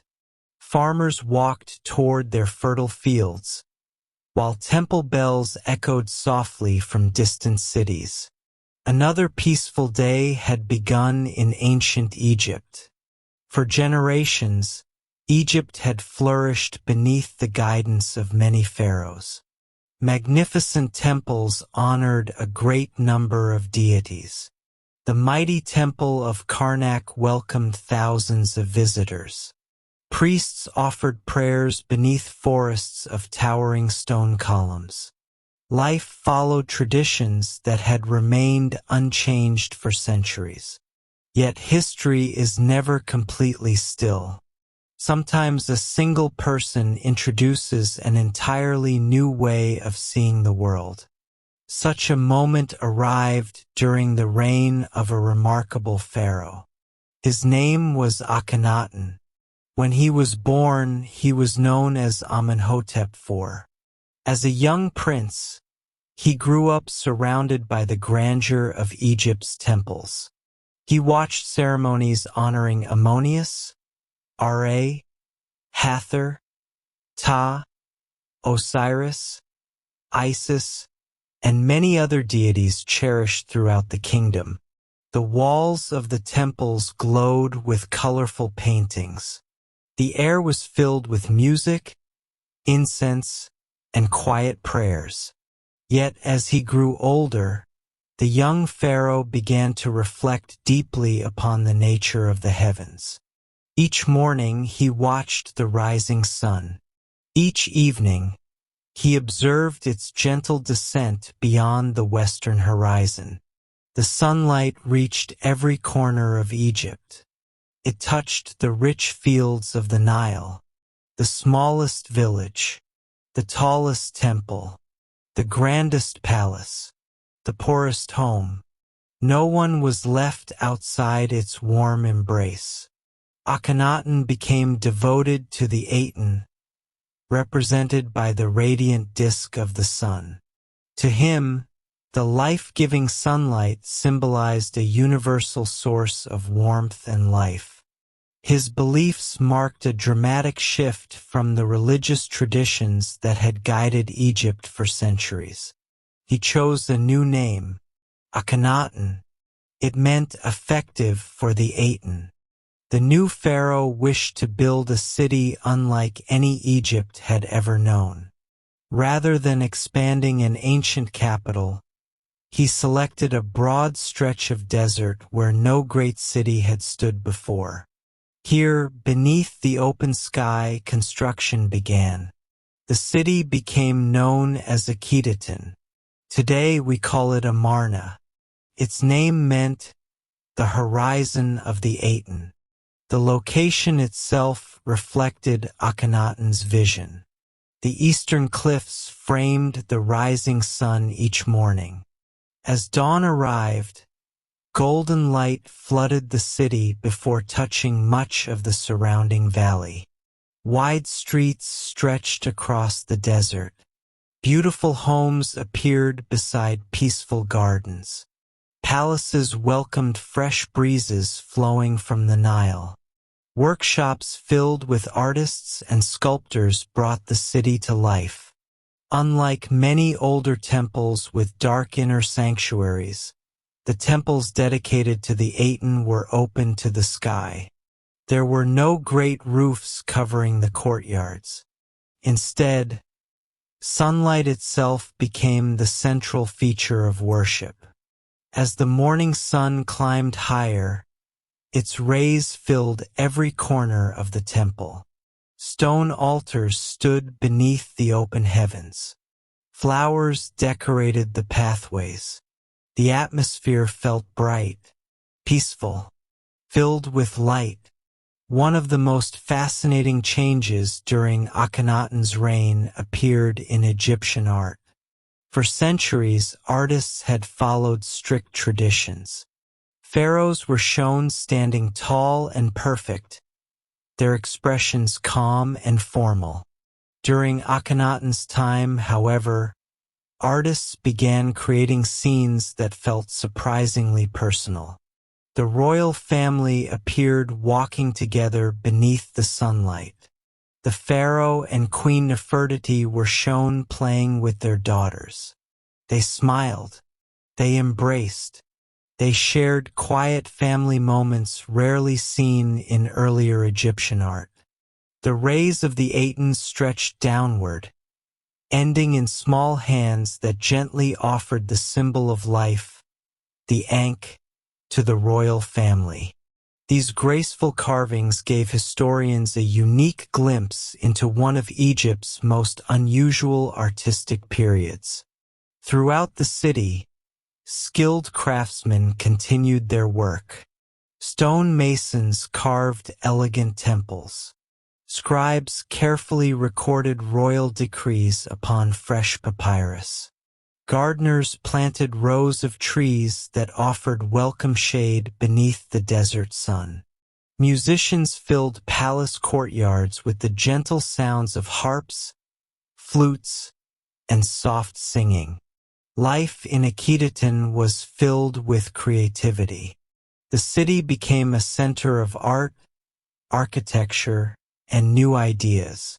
Yet great changes often bring challenges. Many people across Egypt remained devoted to the ancient traditions passed down by their ancestors. The temples of Ammonius and the other long-honored deities had served communities for countless generations. Not everyone embraced the new religious vision. After Akhenaten's reign came to an end, later rulers gradually restored many of Egypt's older customs. The capital returned to familiar cities along the Nile.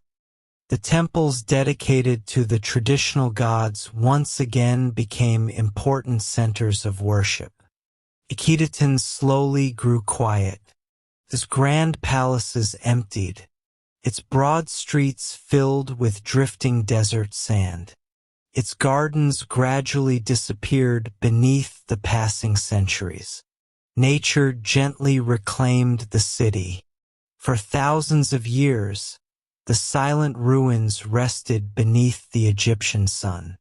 Then, long after the pharaohs had vanished into history, archaeologists carefully uncovered the forgotten streets of Amarna. Broken statues, beautiful wall paintings, letters written upon clay tablets, homes, workshops, gardens.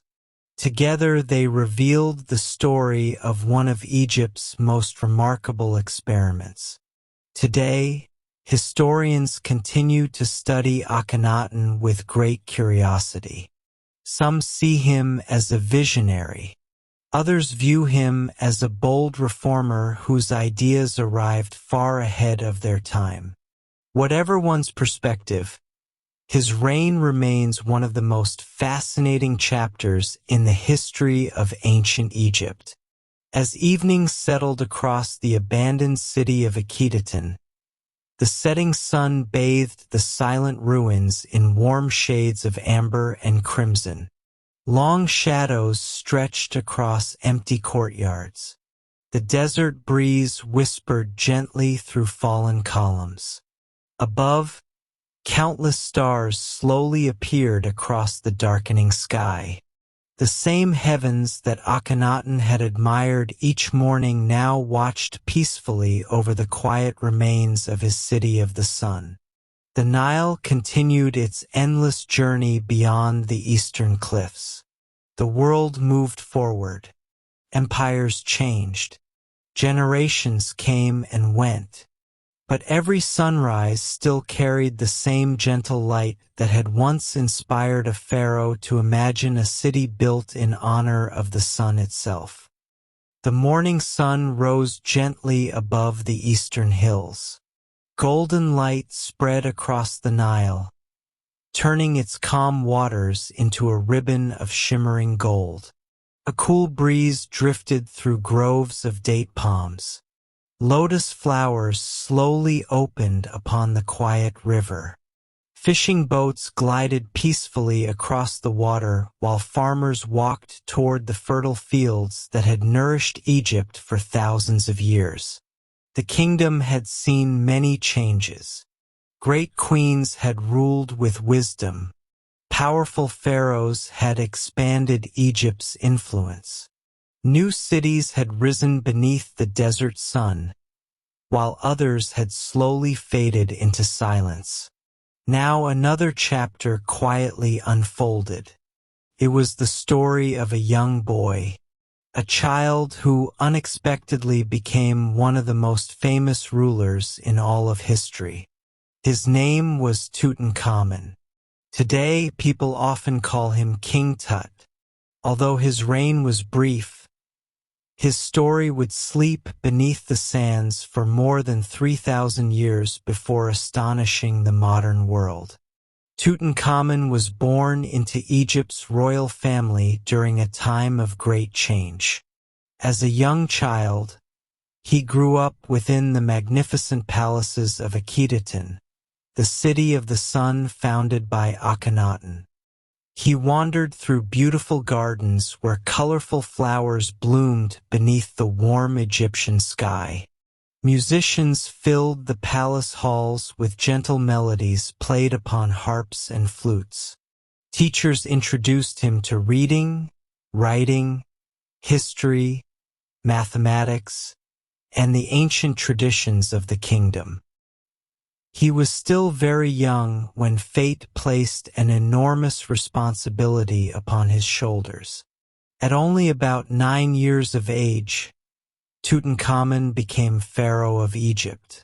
The royal crown was far larger than any child could truly understand. Fortunately, experienced advisors, priests, generals, and scribes stood beside the young king, helping guide the kingdom while he continued to learn. During Tutankhamun's reign, Egypt gradually returned to many of its long-established customs. The royal court moved away from Akhetaten. The great temples at Thebes once again welcomed worshippers. The names of ancient deities returned to official inscriptions. Skilled craftsmen repaired temples that had fallen into neglect. Festivals once again filled the streets with music, flowers, and joyful gatherings. For the ordinary people living beside the Nile, life slowly regained its familiar rhythm. Farmers planted wheat and barley after the annual flood. Merchants traded linen, pottery, grain, and fragrant oils in busy marketplaces. Children laughed beside the riverbanks. Fishing boats drifted quietly through the reeds. The kingdom sought stability after years of change.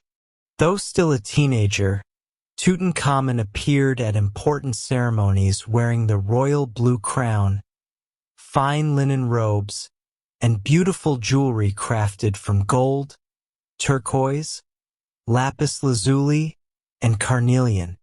Artists carved graceful reliefs showing the young pharaoh presenting offerings inside magnificent temples. His image reflected the timeless dignity expected of every ruler of Egypt. Yet beyond the official ceremonies, one can imagine quieter moments. Perhaps he enjoyed riding through palace gardens beneath rows of palm trees. Perhaps he paused to watch ibis birds gliding above the Nile. Perhaps he listened as court musicians filled the evening air with peaceful melodies, while the cool desert breeze drifted through open courtyards. Although history cannot reveal every detail of his daily life, these gentle moments remind us that behind every crown stood a human being with hopes, questions, and dreams. Sadly, Tutankhamun's reign lasted only about 10 years. He died while still a young man, around the age of 18 or 19. Historians continue to study the reasons for his early death. Some evidence suggests illness may have played a role. Others have proposed injuries or inherited health conditions. Even today, many questions remain unanswered. His passing brought sorrow to the royal court. Following ancient Egyptian tradition, skilled embalmers carefully prepared the young pharaoh for his eternal journey. Priests performed sacred ceremonies with great respect. His body was wrapped in fine linen. Beautiful jewelry was placed beside him. Protective amulets rested carefully among the layers of cloth. His golden burial mask, crafted with astonishing skill, reflected the calm expression of a king prepared for eternity. The mask's deep blue stripes, polished gold, and inlaid gemstones created one of the most beautiful works of art ever produced in ancient Egypt. Tutankhamun's tomb was prepared within the Valley of the Kings. Compared with many royal tombs, it was relatively modest in size. Its walls were decorated with colorful paintings showing the young pharaoh welcomed into the afterlife by the gods. Treasures filled the chambers. Golden chariots, elegant furniture, carved statues, fine clothing, musical instruments, jewelry, walking sticks, games, food, beautiful alabaster vessels. Everything believed necessary for the journey beyond this life. Then the entrance was carefully sealed. Years passed. Generations came and went. New pharaohs ruled Egypt. Empires rose and fell. The desert winds quietly covered the tomb with layers of sand and stone. Gradually, its exact location was forgotten. While many royal tombs were disturbed over the centuries, Tutankhamun's resting place remained remarkably well hidden. For more than 3,000 years, silence guarded the sleeping king. Then, in 1922, British archaeologist Howard Carter made one of history's greatest archaeological discoveries. After years of careful searching, his team uncovered a staircase hidden beneath the desert floor. Slowly, they reached a sealed doorway. When Carter peered through a small opening using the light of a candle, he was asked, "Can you see anything?" He quietly replied, "Yes, wonderful things." Inside rested thousands of astonishing treasures, preserved almost exactly as they had been placed there more than 3 millennia earlier. The world stood in amazement. The young pharaoh, nearly forgotten by history, suddenly became its most famous king. Today, Tutankhamun reminds us that greatness is not always measured by the length of a reign. Sometimes a life becomes unforgettable because history chooses to preserve its story. As evening settled once more across the Valley of the Kings, the western cliffs glowed softly beneath the setting sun. The Nile reflected the colors of twilight. Palm trees rustled gently in the cool breeze. Above the silent desert, countless stars appeared one by one. Somewhere beneath those ancient cliffs, the resting place of the boy king remained peaceful, its treasures now carefully protected, its mysteries continuing to inspire wonder across the world. The river flowed quietly toward the sea. The stars crossed the heavens as they always had. And beneath the timeless Egyptian sky, the story of Tutankhamun continued, not as a tale of conquest, but as a quiet reminder that even the briefest lives can leave an eternal legacy. The first rays of morning sunlight stretched across the Nile Valley. Golden light shimmered upon the calm waters as gentle waves carried small fishing boats along the quiet river. Palm trees swayed softly in the cool desert breeze. The songs of birds echoed from the papyrus reeds, welcoming another peaceful day in ancient Egypt. The fertile fields awakened beneath the warm embrace of the rising sun. Farmers smiled as they walked toward their crops. Merchants opened their market stalls. Temple priests welcomed the dawn with quiet prayers. The kingdom continued its timeless rhythm, guided by the faithful waters of the Nile. As the years passed after the reign of the boy king Tutankhamun, Egypt experienced many changes. New pharaohs ruled the two lands. Some governed for only a few years. Others left behind remarkable monuments.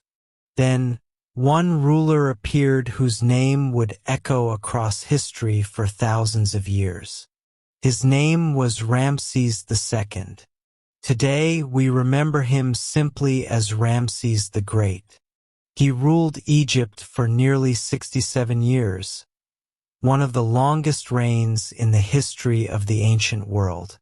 Entire generations were born, grew into adulthood, and became grandparents while Ramses remained pharaoh. For many Egyptians, he was the only ruler they had ever known. Born into the royal family, Ramses began learning the responsibilities of leadership at an early age. His father, Pharaoh Seti I, encouraged him to study every aspect of governing the kingdom. He learned from experienced scribes who taught him reading, writing, mathematics, and history. Military officers instructed him in strategy, discipline, and leadership. Priests explained the sacred traditions that had guided Egypt for centuries. Architects introduced him to the remarkable art of building with stone. Every lesson prepared him for the day he would wear the double crown of Upper and Lower Egypt. When Ramses became pharaoh, Egypt already stood among the greatest civilizations of the ancient world. Its temples rose toward the heavens. Its merchants traded with distant kingdoms. Its fertile lands produced abundant harvests year after year. Rather than simply preserving this prosperity, Ramses dreamed of creating monuments that would inspire future generations. Throughout Egypt, builders returned to work on an extraordinary scale. Stone quarries echoed with the careful sound of copper chisels striking limestone and granite. Massive blocks traveled along the Nile aboard sturdy wooden barges. Thousands of skilled workers shaped columns, statues, gateways, and temples with remarkable patience. Each stone was carefully measured, each carving completed with extraordinary attention to detail. One of Ramses' greatest building projects stood far to the south beside the Nile. Their enormous cliffs overlooked the river. Into those cliffs, master craftsmen carved one of the most breathtaking temples in Egyptian history. Today we know it as Abu Simbel. At the entrance sat 4 colossal statues of Ramses himself. Each stood nearly 20 meters tall. From a distance, they appeared like silent guardians watching over the Nile. Travelers approaching by boat could see them long before reaching the temple. Inside, beautifully carved halls stretched deep into the mountain. Stone columns lined the corridors. Walls displayed detailed scenes of royal ceremonies, festivals, and offerings. At the innermost sanctuary, something remarkable occurred. Twice each year, the rising sun entered the temple and illuminated the statues deep within its sacred chamber. Only one figure remained in shadow, Ta, a deity associated with creation and the hidden world. The alignment reflected the extraordinary astronomical knowledge of Egyptian architects. Ramses also expanded the magnificent temple of Karnak. New courtyards appeared. Towering obelisks reflected the morning sunlight. Elegant columns reached toward the sky. The city of Thebes flourished as one of the greatest religious centers in the ancient world. Artists decorated walls with colorful reliefs showing harvest festivals, temple ceremonies, and moments from the pharaoh's reign. Beyond architecture, Ramses valued diplomacy. One important chapter of his reign followed years of rivalry with the Hittite kingdom in Anatolia. Rather than allowing conflict to continue endlessly, both kingdoms eventually sought peace. Together they created one of the earliest known international peace treaties in recorded history. The agreement promised friendship, cooperation, and mutual support. To strengthen this peaceful relationship, a Hittite princess later married Ramses, symbolizing goodwill between the two great civilizations. The treaty became a lasting reminder that wisdom often lies in choosing peace after hardship. Throughout the kingdom, ordinary life continued peacefully. The annual floods renewed the fertile fields. Children learned their first hieroglyphs beneath the guidance of patient teachers. Potters shaped elegant vessels from smooth Nile clay. Weavers created fine linen garments. Goldsmiths crafted delicate jewelry that sparkled beneath the Egyptian sun. Boats carried grain, papyrus, spices, cedar wood, and precious stones from one city to another. The prosperity of Egypt rested not only upon its pharaoh, but upon countless ordinary people whose quiet work sustained the kingdom. As Ramses grew older, his monuments continued to rise across the land. Statues bearing his likeness appeared in temples from the Nile Delta to Nubia. Scribes carefully recorded his achievements upon papyrus and carved them into enduring stone. His name became known throughout the ancient Near East. Yet even the greatest rulers could not stop the passing of time. After nearly 7 decades upon the throne, Ramses the Great completed his remarkable journey. He died at an advanced age, leaving behind one of the richest legacies in Egyptian history.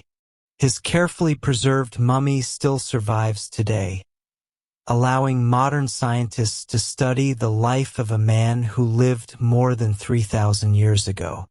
His temples remain standing beneath the desert sun. His colossal statues still gaze across the Nile. His inscriptions continue telling their stories to visitors from around the world. As evening settled over Abu Simbel, the towering statues glowed softly beneath the warm colors of sunset. The Nile reflected shades of gold, crimson, and violet. Palm trees rustled gently in the cool evening breeze. The first stars appeared high above the quiet desert. The great temples stood peacefully against the cliffs, just as they had for thousands of years. The river continued its endless journey toward the sea. The kingdom rested beneath the heavens, and the legacy of Ramses the Great endured, not only in colossal monuments of stone, but in the lasting reminder that vision, patience, craftsmanship, and the pursuit of peace can leave an imprint upon history that outlives even the mightiest kings. Chapter 14: The Great Temples of Abu Simbel. The morning arrived slowly along the southern reaches of the Nile. The first rays of sunlight touched the quiet waters, painting them with soft shades of gold and amber. A gentle breeze drifted across the river, carrying the fresh scent of palm trees and desert flowers. The world felt peaceful. Birds circled gracefully above the cliffs while fishing boats glided silently through the calm current. Far from the bustling cities of northern Egypt, beyond fertile fields and ancient temples, another wonder waited beside the Nile.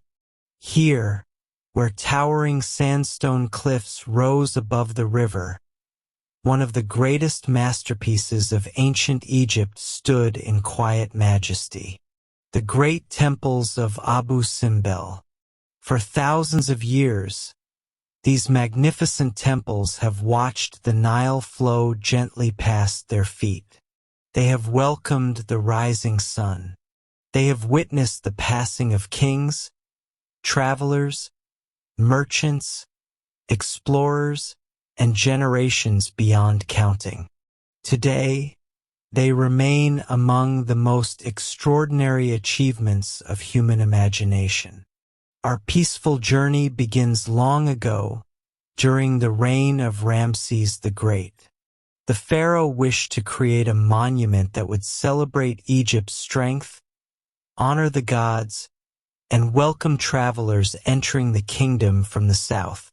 Rather than building with separate blocks of stone, his architects imagined something even more remarkable. They would carve an entire temple directly into the face of a mountain. Master craftsmen arrived carrying simple tools: copper chisels, stone hammers, wooden mallets, measuring cords, patient hands. Day after day, they chipped away at the living sandstone. The work demanded extraordinary precision. There was no room for mistakes. Every doorway, every column, every statue, every chamber would emerge from the mountain itself. Years became decades. Slowly, the cliff transformed into one of the greatest monuments the ancient world had ever seen. At the entrance stood 4 colossal statues of Ramses II. Each towered nearly 20 meters high. Seated calmly upon magnificent thrones, the pharaoh gazed across the Nile with a peaceful expression. His crown symbolized the unity of Upper and Lower Egypt. His hands rested gently upon his knees. Though enormous in size, the statues conveyed quiet dignity rather than fear. Smaller figures surrounded the great statues, members of the royal family, queens, princes, princesses. Their careful carvings reminded visitors that even the mightiest ruler remained part of a family and a larger community. As travelers approached by boat, the statues slowly grew larger against the brilliant blue sky. The desert cliffs glowed warmly beneath the Egyptian sun. Many visitors must have paused in silent wonder long before reaching the temple entrance. Stepping inside, the world changed. The bright desert sunlight gave way to cool, peaceful halls carved deep within the mountain. Massive stone pillars lined the central passage. Each pillar took the form of Ramses himself, standing tall and watching silently over the temple. Their carved faces seemed almost alive in the gentle light of oil lamps. The walls surrounding the halls became great storybooks carved into stone. Artists spent countless years decorating every surface with extraordinary detail. Scenes of religious ceremonies, royal celebrations, offerings to the gods, festivals beside the Nile, musicians playing elegant harps, priests carrying sacred vessels, flowers blooming beneath the warm Egyptian sky. The carvings reflected the hopes, beliefs, and daily life of one of history's greatest civilizations. As visitors walked deeper into the temple, the air became wonderfully still. Silence filled the chambers. Only the quiet footsteps of travelers echoed gently against the ancient walls. At the heart of the temple stood the sacred sanctuary. Here, 4 seated statues rested side by side. Are-Horikti, Ammoniusare, the deified Ramses II, and Ta, associated with creation and craftsmanship. The sanctuary contained one of the most remarkable architectural achievements of the ancient world. Twice each year, around the changing seasons, the rising sun aligned perfectly with the temple's entrance. Its golden rays traveled more than 60 meters through the mountain. Slowly, the sunlight illuminated 3 of the 4 statues deep within the sanctuary. Only Ta, associated with the hidden and mysterious realms, remained mostly in shadow. This breathtaking event demonstrated the astonishing astronomical knowledge of Egypt's architects. Long before modern instruments existed, they had aligned the temple with incredible precision. Nearby stood another beautiful temple, smaller in size yet equally graceful. It was dedicated to Queen Nefertari, the beloved wife of Ramses II, and to the goddess Hathor, often associated with music, joy, motherhood, and love. Its elegant facade displayed 6 towering statues. Remarkably, the statues of Queen Nefertari stood nearly equal in height to those of the pharaoh. This was an extraordinary honor in ancient Egyptian art and reflected the deep respect Ramses held for his queen. Inside, slender columns were crowned with the gentle face of Hathor. Beautiful carvings decorated the walls. Musicians played sacred instruments. Dancers celebrated joyful festivals. Flowers and lotus blossoms filled many scenes with quiet beauty. The temple felt peaceful, warm, filled with harmony. For centuries, the great temples stood proudly beside the Nile. Travelers admired them. Priests offered prayers. Generations came and went. Then history slowly changed. Empires rose and fell. Trade routes shifted. The ancient temples gradually grew silent. Desert winds carried fine sand against the cliffs. Little by little, drifting dunes covered the entrances. By the 19th century, only the upper portions of the colossal statues remained visible above the sand. The temples had nearly disappeared from the world. Then explorers rediscovered them. Carefully, workers removed the enormous dunes that had hidden the entrances for centuries. The magnificent halls emerged once more into the sunlight. Yet another challenge soon appeared. In the 20th century, construction of the Aswan High Dam created Lake Nasser. The rising waters threatened to submerge Abu Simbel forever. An extraordinary international effort followed. Engineers, archaeologists, architects, and workers from many nations joined together to save the temples.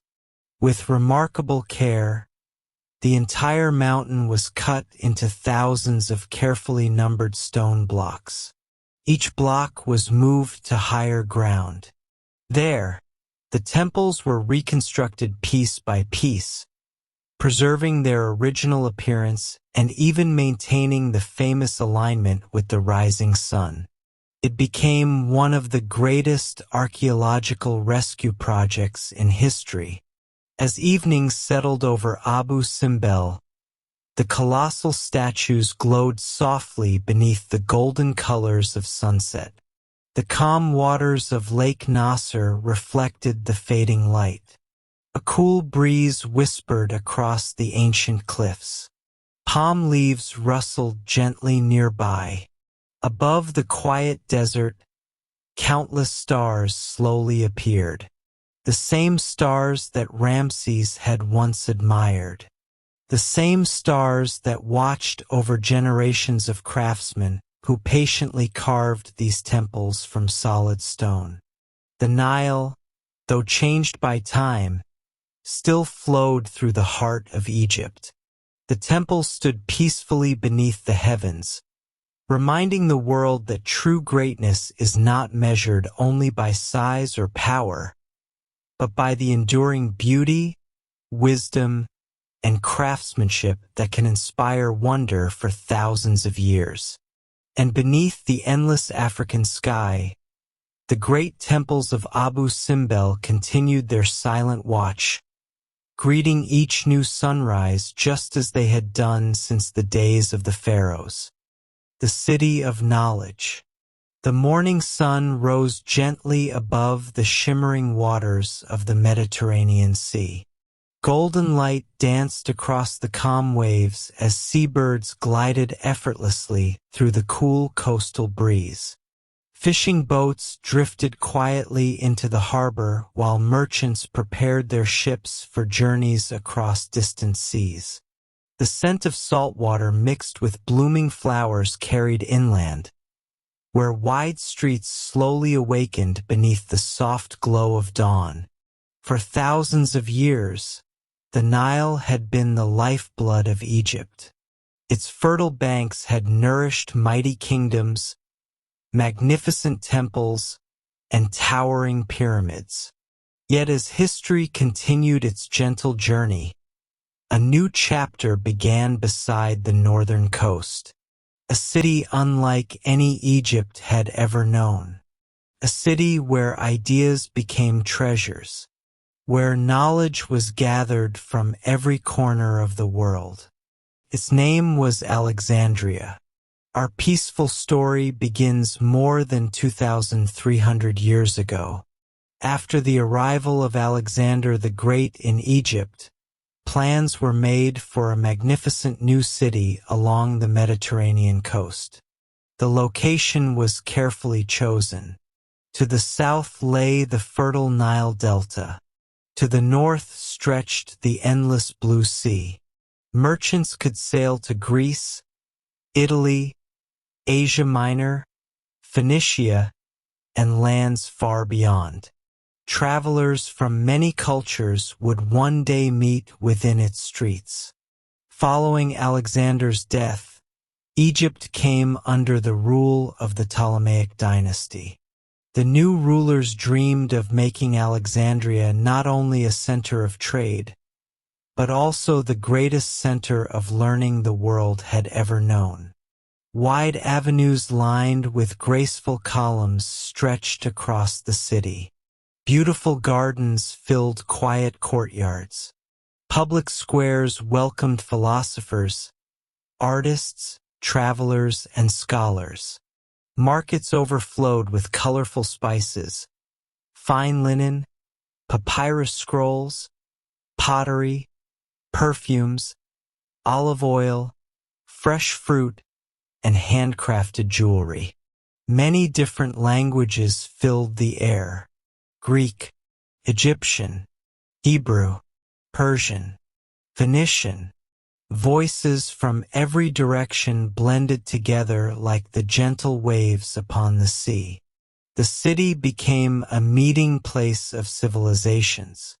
Yet among all its wonders, one building became the heart of Alexandria. The Great Library. Imagine entering enormous halls lined with beautifully carved wooden shelves.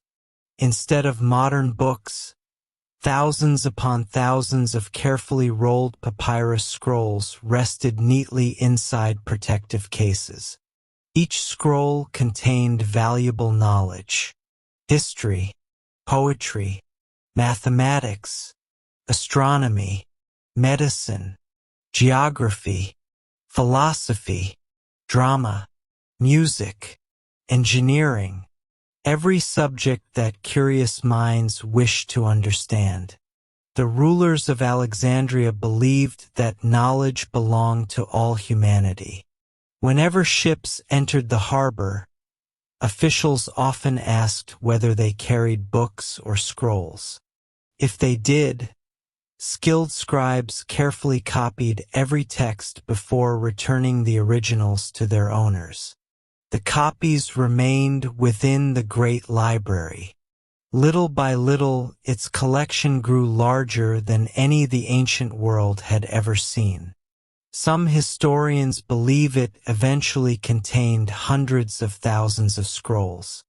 Though the exact number remains uncertain, its reputation spread across continents.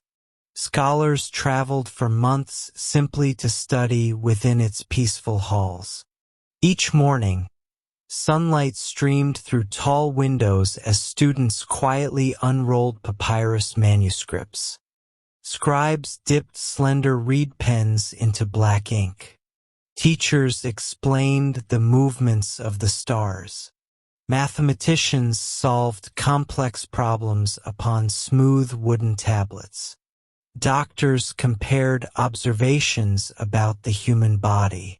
Geographers carefully drew maps of distant lands.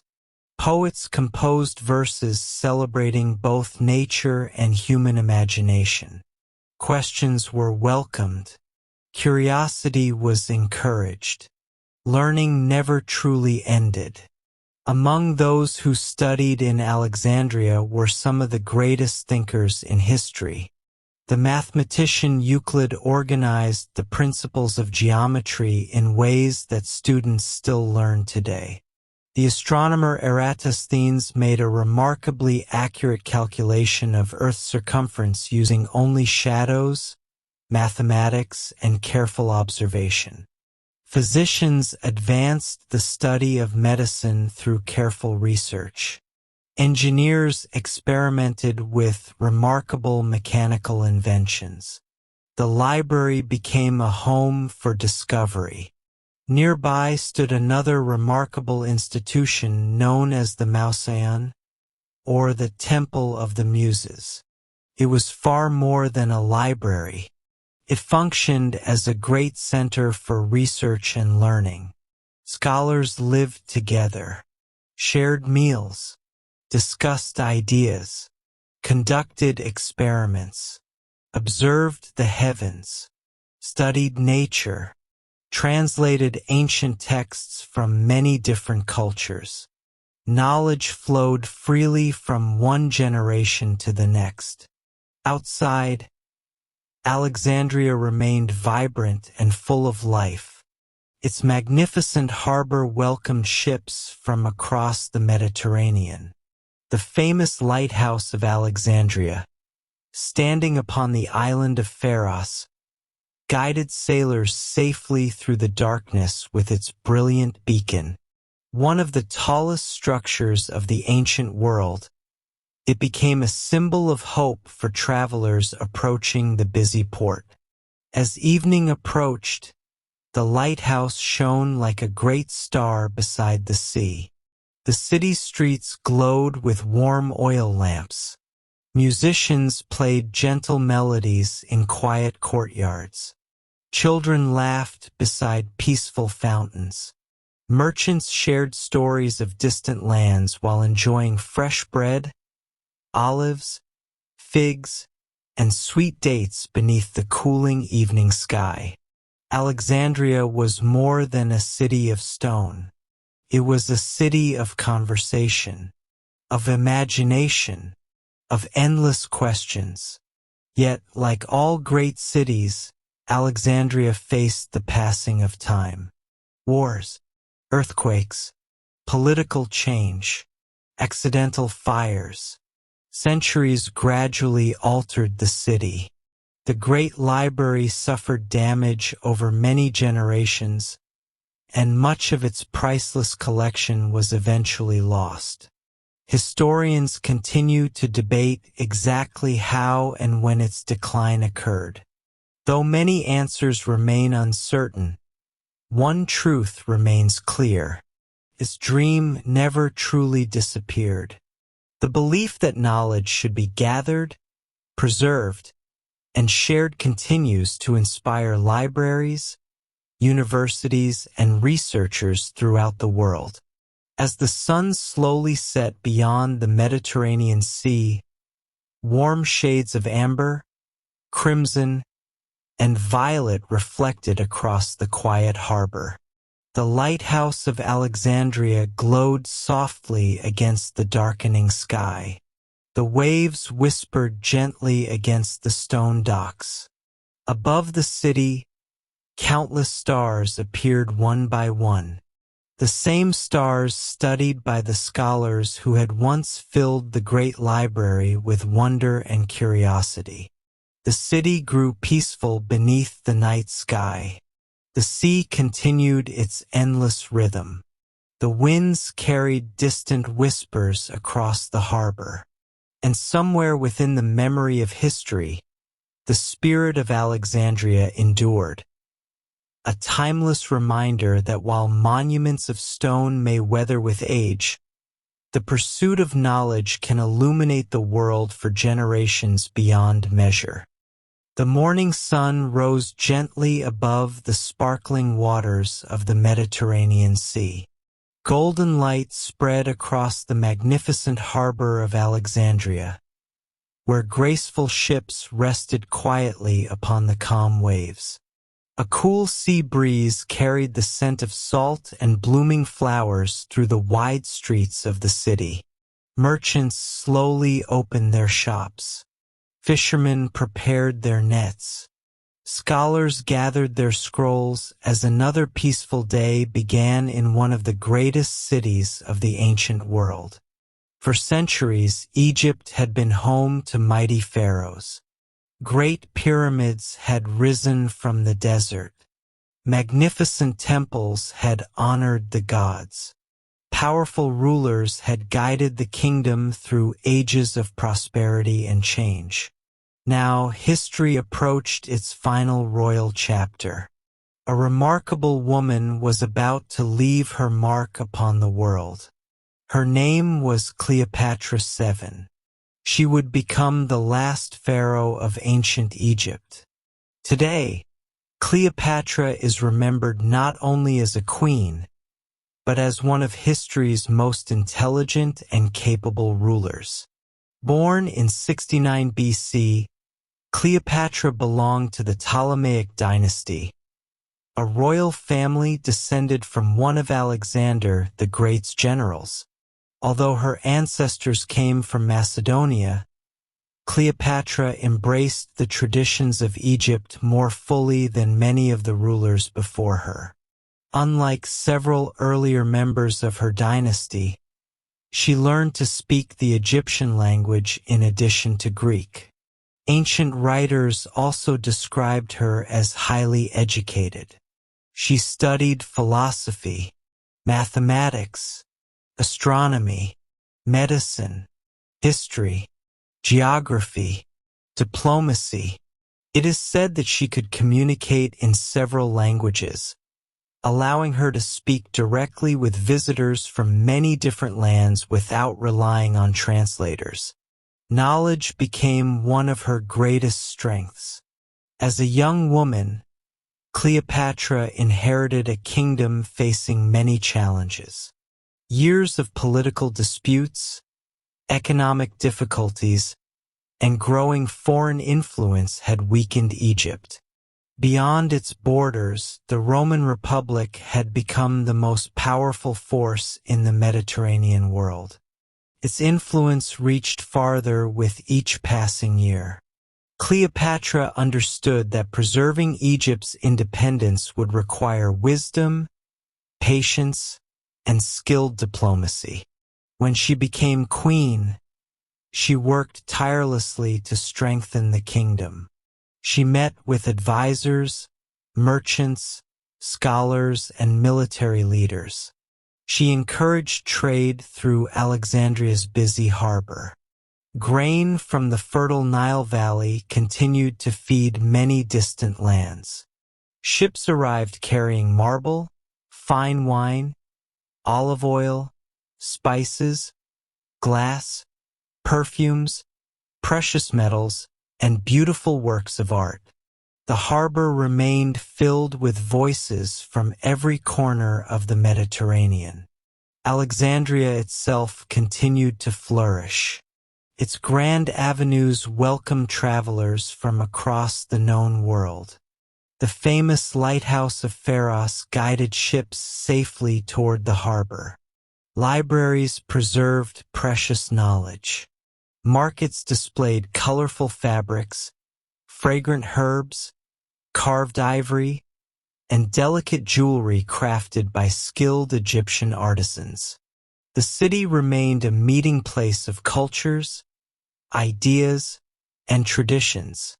Cleopatra spent much of her time within the royal palace overlooking the sea.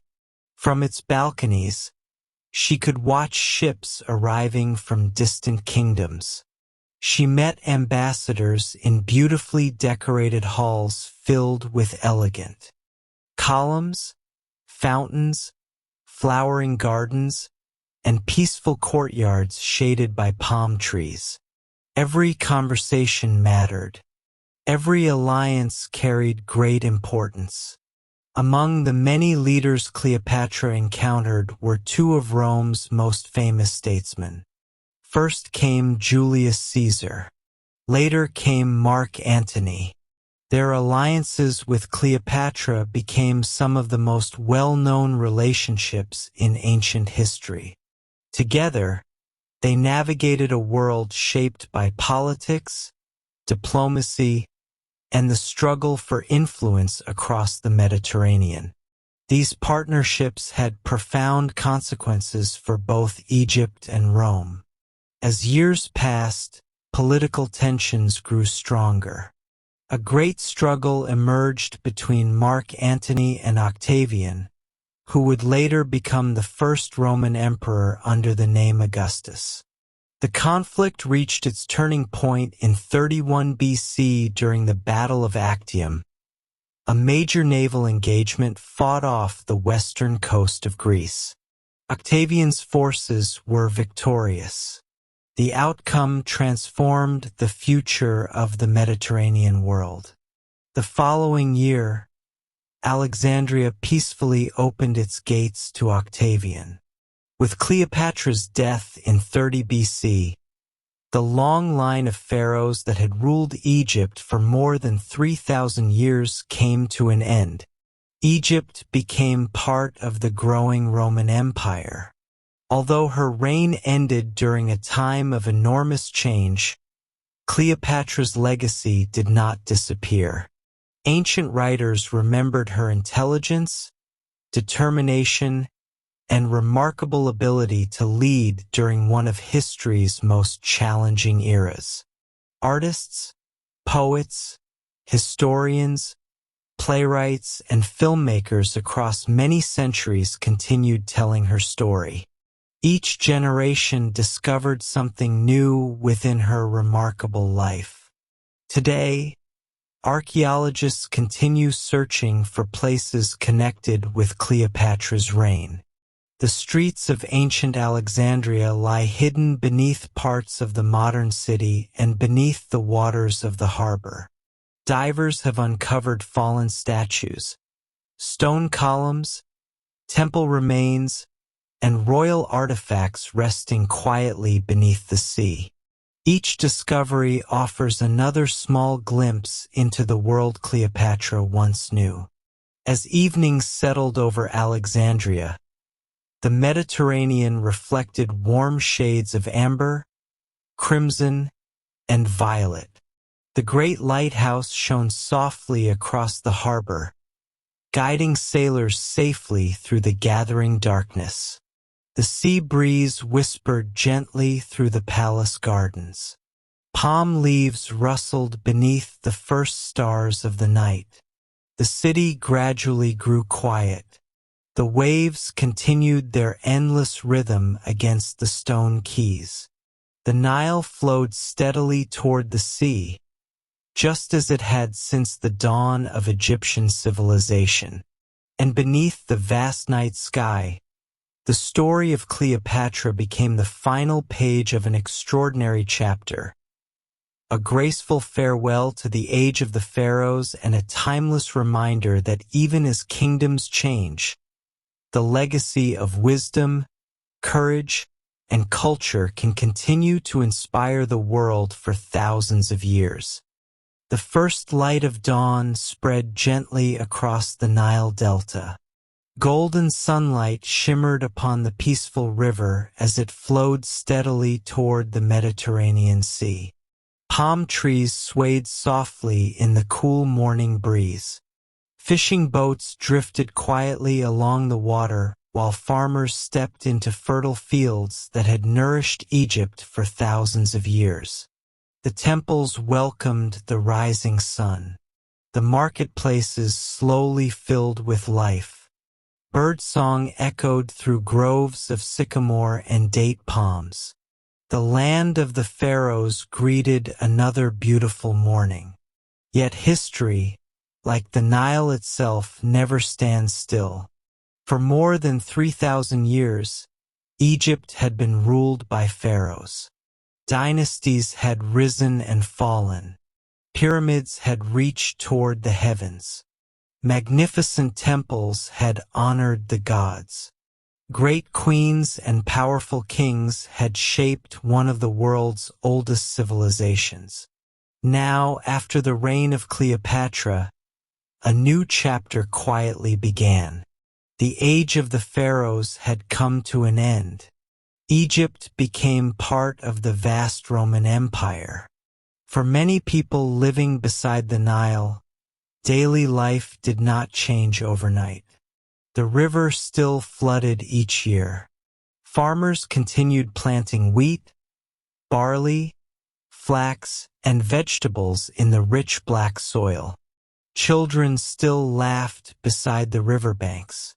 Craftsmen shaped pottery upon spinning wheels. Boats carried grain and papyrus north toward the Mediterranean. The rhythm of life remained comfortingly familiar. Yet above this peaceful routine, a new government slowly took shape. Rome recognized Egypt as one of its most valuable provinces. The fertile Nile Valley produced enormous harvests of grain. These harvests became essential for feeding the growing population of Rome itself. Every year, great merchant ships loaded with wheat departed from Alexandria. Their sails caught the Mediterranean winds as they carried Egypt's harvest across the sea. Because of this, Egypt became known as one of the great breadbaskets of the Roman world. Alexandria continued to flourish. Its magnificent harbor welcomed ships from every corner of the empire. Roman merchants traded alongside Egyptian craftsmen. Greek philosophers debated with scholars from distant lands. The famous lighthouse still guided sailors safely toward the harbor. The city's streets echoed with many languages: Latin, Greek, Egyptian, Hebrew, and others spoken by travelers from across Europe, Africa, and Asia. The blending of cultures created a vibrant and fascinating society. Roman governors now administered the province from Alexandria. They oversaw taxes, trade, and public works, while local Egyptian officials continued managing many everyday affairs. The Romans understood the importance of the Nile. Canals were maintained. Roads were repaired. Harbors remained active. Trade continued to connect Egypt with distant regions throughout the empire. Many Roman soldiers were stationed across Egypt. Some guarded important forts near the southern frontier. Others protected ports and major cities. When their duties ended, many settled peacefully in Egypt. They married local families, built homes, raised children. Over time, Roman and Egyptian traditions blended together in everyday life.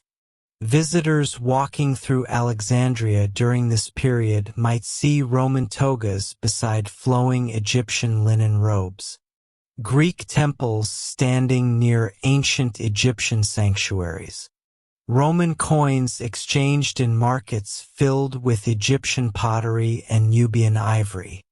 It was a world where many cultures lived side by side. Religion also evolved gradually. The ancient temples dedicated to Isis, Osiris, Horus, and Hathor continued welcoming worshippers. Some Roman emperors even supported the restoration of Egyptian temples, recognizing the importance of local traditions. At the same time, Roman deities were honored throughout the province. In later centuries, Christianity slowly spread across Egypt, introducing yet another chapter in the country's rich spiritual history. Knowledge remained one of Egypt's greatest treasures. Alexandria continued to attract scholars eager to study mathematics, astronomy, medicine, philosophy, and geography. The city's schools and libraries preserved ideas gathered from generations of thinkers. Doctors treated patients using both Egyptian and Greek medical knowledge. Astronomers carefully observed the stars above the Mediterranean.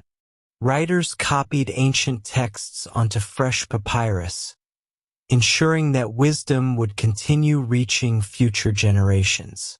Far from Alexandria, the great monuments of ancient Egypt remained unchanged.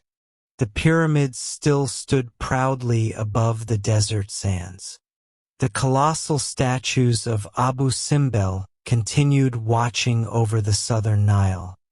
The temples of Karnak and Luxor welcomed the morning sunlight just as they had for centuries. Roman travelers often visited these extraordinary monuments with the same sense of wonder that visitors feel today. Many carefully carved inscriptions into stone, leaving behind quiet reminders of their journeys through this remarkable land. As the centuries passed, Egypt remained one of the empire's brightest jewels. Its fertile fields continued feeding distant cities. Its ports connected continents. Its scholars expanded human knowledge. Its ancient monuments inspired admiration from travelers across the known world. Although political rulers had changed, the spirit of Egypt endured. The Nile still flowed faithfully from south to north. The desert winds still whispered across timeless temples. The stars still crossed the heavens above the silent pyramids. As evening settled over the Nile Valley, warm shades of amber and crimson reflected upon the peaceful river. Palm trees cast long shadows across the fertile fields. Boats returned quietly to their villages. The great lighthouse of Alexandria shone once more across the Mediterranean, guiding weary sailors safely home. Above, countless stars appeared one by one, just as they had during the reigns of the earliest pharaohs. Empires had changed. Kings had come and gone. Yet the eternal rhythm of Egypt remained. The Nile continued its endless journey toward the sea, carrying with it the memories of every civilization that had flourished upon its banks. And beneath the vast African sky, the land of the pharaohs quietly entered a new era, its ancient heart still beating, its timeless stories continuing to flow through history like the great river itself. The first light of dawn spread gently across the Nile. Golden rays shimmered upon the peaceful river as it flowed quietly through the fertile valley, just as it had for thousands of years. Palm trees swayed softly in the cool morning breeze. Lotus flowers opened upon the calm water. Fishing boats drifted silently across the gentle current while birds soared high above the papyrus reeds. The land awakened with the same peaceful rhythm that had greeted countless generations before. The Nile had witnessed everything.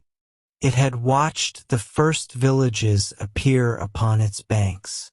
It had seen mighty pyramids rise from the desert. It had reflected the temples of Karnak and Luxor. It had welcomed queens like Hatshepsut and Cleopatra.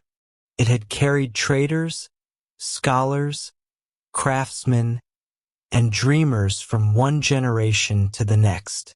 Empires had risen. Kings had ruled. Civilizations had flourished. Yet even the greatest kingdoms cannot escape the quiet passage of time. The changes came slowly, so slowly that few people noticed them from one year to the next. After Egypt became part of the Roman Empire, life continued peacefully for many generations. Farmers still planted their crops after each annual flood. Children still played beside the riverbanks. Merchants still filled Alexandria's markets with goods from distant lands. The temples still stood proudly beneath the Egyptian sun. But little by little, the world beyond Egypt continued to change. New cities grew more powerful. Trade routes shifted. Different ideas spread across continents. The Roman Empire itself became larger than ever before. Then, over time, it too began to change. Centuries passed. Some Roman emperors encouraged the preservation of Egypt's ancient temples. Others gave greater support to newer religious traditions. As Christianity gradually spread across Egypt, many people embraced its teachings. Churches appeared beside ancient cities. Communities gathered in new places of worship. Meanwhile, some of the old temples welcomed fewer visitors than before. The voices of priests that had echoed through stone halls for centuries slowly grew quieter. One by one, many temples closed. The sacred fires were no longer lit each morning. The music of harps faded from the great courtyards. Incense no longer drifted through towering columns. Silence gently settled where prayers had once filled the air. Nature patiently continued its work. The desert winds carried fine grains of sand across abandoned monuments. Palm roots quietly spread beneath forgotten walls. Small plants found life between ancient stones. Year after year, the desert slowly reclaimed places that had once been filled with celebration. Some statues toppled after earthquakes. Others lost their faces to time and weather. Colors that had once shone brightly upon temple walls gradually softened beneath centuries of sunlight. Yet even in their fading beauty, the monuments remained magnificent. Far to the north, Alexandria also experienced great change. The famous lighthouse of Pharos continued guiding sailors for centuries. Its brilliant beacon welcomed ships from across the Mediterranean. But powerful earthquakes eventually damaged the great tower. Stone by stone, portions of the lighthouse collapsed into the sea. Its massive blocks disappeared beneath the waves, where many still rest today. The great library had already faded into history through a long and complex series of events over many generations. Its priceless scrolls were no longer gathered upon endless wooden shelves. Yet the ideas once preserved their continued living within countless books copied across the ancient world. Knowledge once shared is difficult to silence. Farther south, the great temples of Abu Simbel remained watching over the Nile. The colossal statues of Ramses the Great continued greeting each sunrise. The pyramids still stood upon the Giza Plateau. The Valley of the Kings remained hidden among silent cliffs. Though kingdoms changed, these remarkable monuments endured. Travelers from distant lands continued visiting Egypt. Greek scholars, Roman officials, pilgrims, merchants, adventurers, each stood before the pyramids with the same quiet wonder. Each asked the same timeless questions. Who built these extraordinary monuments? How had they accomplished such remarkable feats? What stories still rested beneath the ancient stones? As centuries became 1,000 years, Egypt entered new eras. Arabic gradually became the language spoken by many of its people. Magnificent mosques rose within growing cities. Bustling marketplaces welcomed traders from Africa, Asia, and Europe. The civilization continued, simply transformed. The spirit of Egypt never disappeared. It adapted. It welcomed new cultures while quietly preserving memories of the old. Beneath layers of drifting sand, ancient temples waited patiently. Forgotten tombs rested undisturbed beneath desert cliffs. Buried statues slept beneath the earth. The past was not gone. It was simply waiting. Then, many centuries later, explorers, historians, and archaeologists began uncovering these forgotten wonders once more.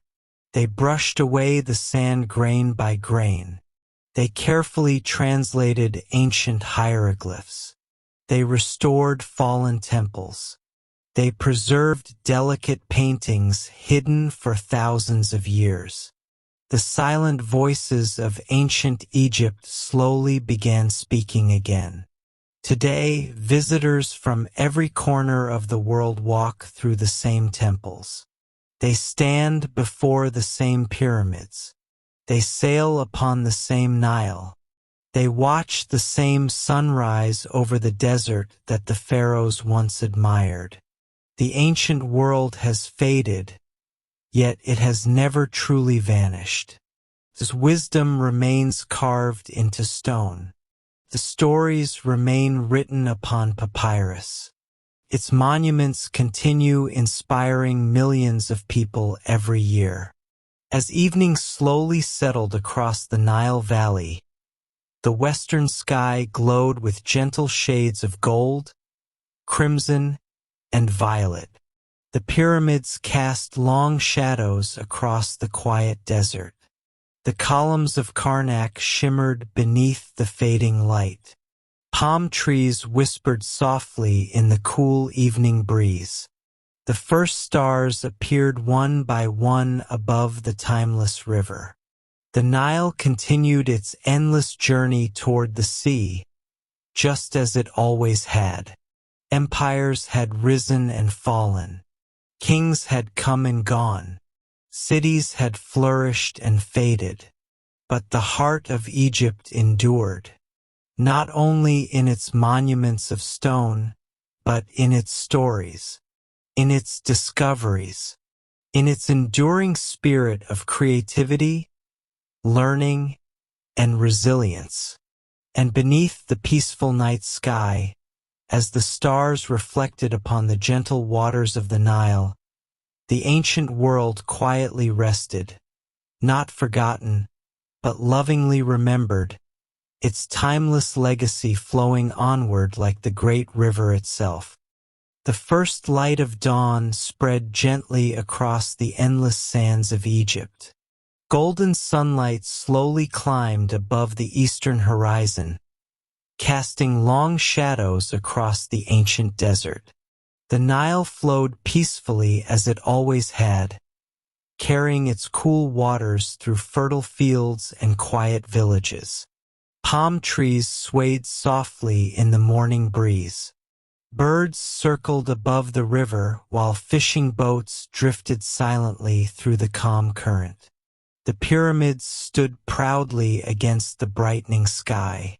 The temples waited patiently beneath the desert sun. For centuries they had watched the world change. Empires had risen and fallen. Languages had changed. Cities had grown. Generations had come and gone. Yet the great monuments of ancient Egypt remained, quietly keeping their secrets. Many people living in later centuries no longer understood the strange pictures carved upon the temple walls. The graceful hieroglyphs that once told the stories of kings, queens, builders, and priests slowly became silent. The knowledge of how to read them faded away. The temples still stood. The statues still watched.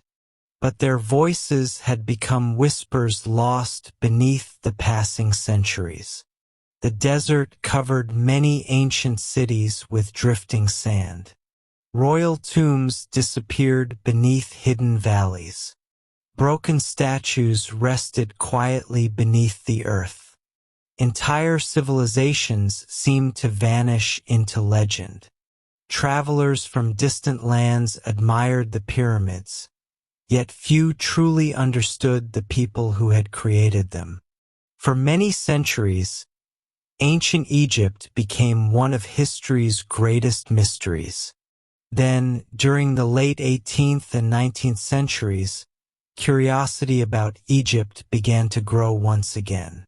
Explorers, scholars, artists, and travelers journeyed across the Mediterranean to witness its remarkable monuments with their own eyes. They sketched towering temples, measured colossal statues, recorded mysterious inscriptions. Every discovery inspired even more questions. Who built these magnificent structures? What did the strange symbols mean? What stories remained hidden beneath the sands? One remarkable discovery changed everything. In 1799, during Napoleon Bonaparte's campaign in Egypt, French soldiers uncovered a dark stone near the town of Rosetta in the Nile Delta. At first glance, it appeared ordinary, but carved upon its surface were 3 different inscriptions. The top section contained ancient Egyptian hieroglyphs. The middle section used the Demotic script, another ancient Egyptian writing system. The bottom section was written in ancient Greek. This remarkable object became known as the Rosetta Stone. Because scholars could already read Greek, they realized that the 3 texts carried nearly the same message. For the first time in many centuries, there was hope that the forgotten language of the pharaohs might be understood once more. For years, brilliant minds across Europe carefully studied the inscriptions. Among them was a young French scholar named Jean-François Champollion. He devoted much of his life to solving the ancient puzzle, patiently comparing symbols, sounds, names, and patterns. He gradually unlocked the meaning of hieroglyphs. In 1822, his breakthrough transformed the study of ancient Egypt forever. The silent walls of temples could speak again. The names of forgotten pharaohs returned to history. The voices of scribes, priests, and craftsmen emerged from thousands of years of silence. Suddenly, Egypt was no longer only a land of mysterious monuments. It became a civilization whose people could once again tell their own stories. As the 19th century continued, archaeologists traveled throughout the Nile Valley. They carefully uncovered temples buried beneath drifting sand. They documented statues hidden for centuries. They restored magnificent columns that had survived countless earthquakes. Every excavation revealed another piece of the ancient world. Among the most famous explorers was the British archaeologist Howard Carter. For many years, he searched patiently within the Valley of the Kings. Many believed that all the royal tombs had already been discovered. Yet Carter refused to give up. Then, in November 1922, his persistence was rewarded. Workers uncovered a hidden staircase leading beneath the desert floor. Slowly, they reached a sealed doorway bearing the ancient royal seals. Behind it rested the untouched tomb of Tutankhamun. When Carter first looked inside with the light of a candle, his companion eagerly asked, "Can you see anything?" Carter quietly replied, "Yes, wonderful things." The chambers glittered with golden treasures, beautiful furniture, chariots, jewelry, musical instruments, statues, painted walls, the famous golden burial mask. Thousands of objects rested almost exactly where they had been placed more than 3,000 years earlier. The discovery amazed the entire world. Newspapers across every continent shared the astonishing news. People everywhere became fascinated by ancient Egypt. Museums carefully preserved priceless artifacts. Universities expanded the study of Egyptology. Scientists developed new methods for protecting fragile paintings, papyrus scrolls, wooden furniture, and delicate fabrics from the effects of time. Modern technology brought even greater discoveries. Ground-penetrating radar helped researchers locate hidden structures beneath the sand. Satellite imagery revealed traces of ancient roads, canals, and forgotten settlements. Digital photography preserved temple carvings with extraordinary precision. Three-dimensional scanning allowed monuments to be studied without causing damage. Every generation discovered something new, yet the greatest treasure uncovered was never gold. It was understanding. We learned how Egyptian farmers lived beside the Nile, how scribes carefully copied knowledge onto papyrus, how architects aligned temples with the rising sun, how artists painted colorful walls, how families shared meals beneath palm trees, how children learned to write their first hieroglyphs. The people of ancient Egypt no longer seemed distant. Their hopes, their fears, their dreams, their achievements, all became part of the shared story of humanity. As evening settled once more across the Nile Valley, warm shades of amber and crimson spread across the desert. The pyramids glowed softly beneath the setting sun. The temples of Karnak stood peacefully beside the river. The Valley of the Kings rested beneath silent cliffs. Far away, museums around the world carefully protected the treasures that had survived thousands of years. The stars slowly appeared above the ancient land, just as they had during the reign of every pharaoh. The Nile continued its timeless journey toward the sea. The desert winds whispered gently across the sands. And the lost kingdom, once buried beneath centuries of silence, had found its voice again, not through conquest or legend, but through the patient curiosity of those who believed that every forgotten story deserved to be heard once more. The first light of dawn rose gently above the eastern horizon. A soft golden glow spread across the waters of the Nile, turning the great river into a ribbon of shimmering light. Morning mist floated peacefully above its calm surface. Palm trees swayed gently in the cool breeze. Lotus flowers slowly opened to greet the sun. Birds circled gracefully through the brightening sky while fishermen quietly pushed their wooden boats into the gentle current. Another day had begun, just as it had begun thousands of years before, just as it would begin thousands of years into the future. For every story has an ending, yet some journeys never truly end. The Nile is one of them. Long before the first pyramid rose from the desert, before the first pharaoh wore the double crown, before the first temple echoed with quiet prayers, the Nile was already flowing, patient, steady, endless. Year after year, its waters carried life through the heart of northeastern Africa. Its annual floods transformed dry earth into fertile fields. Its gentle current connected distant villages.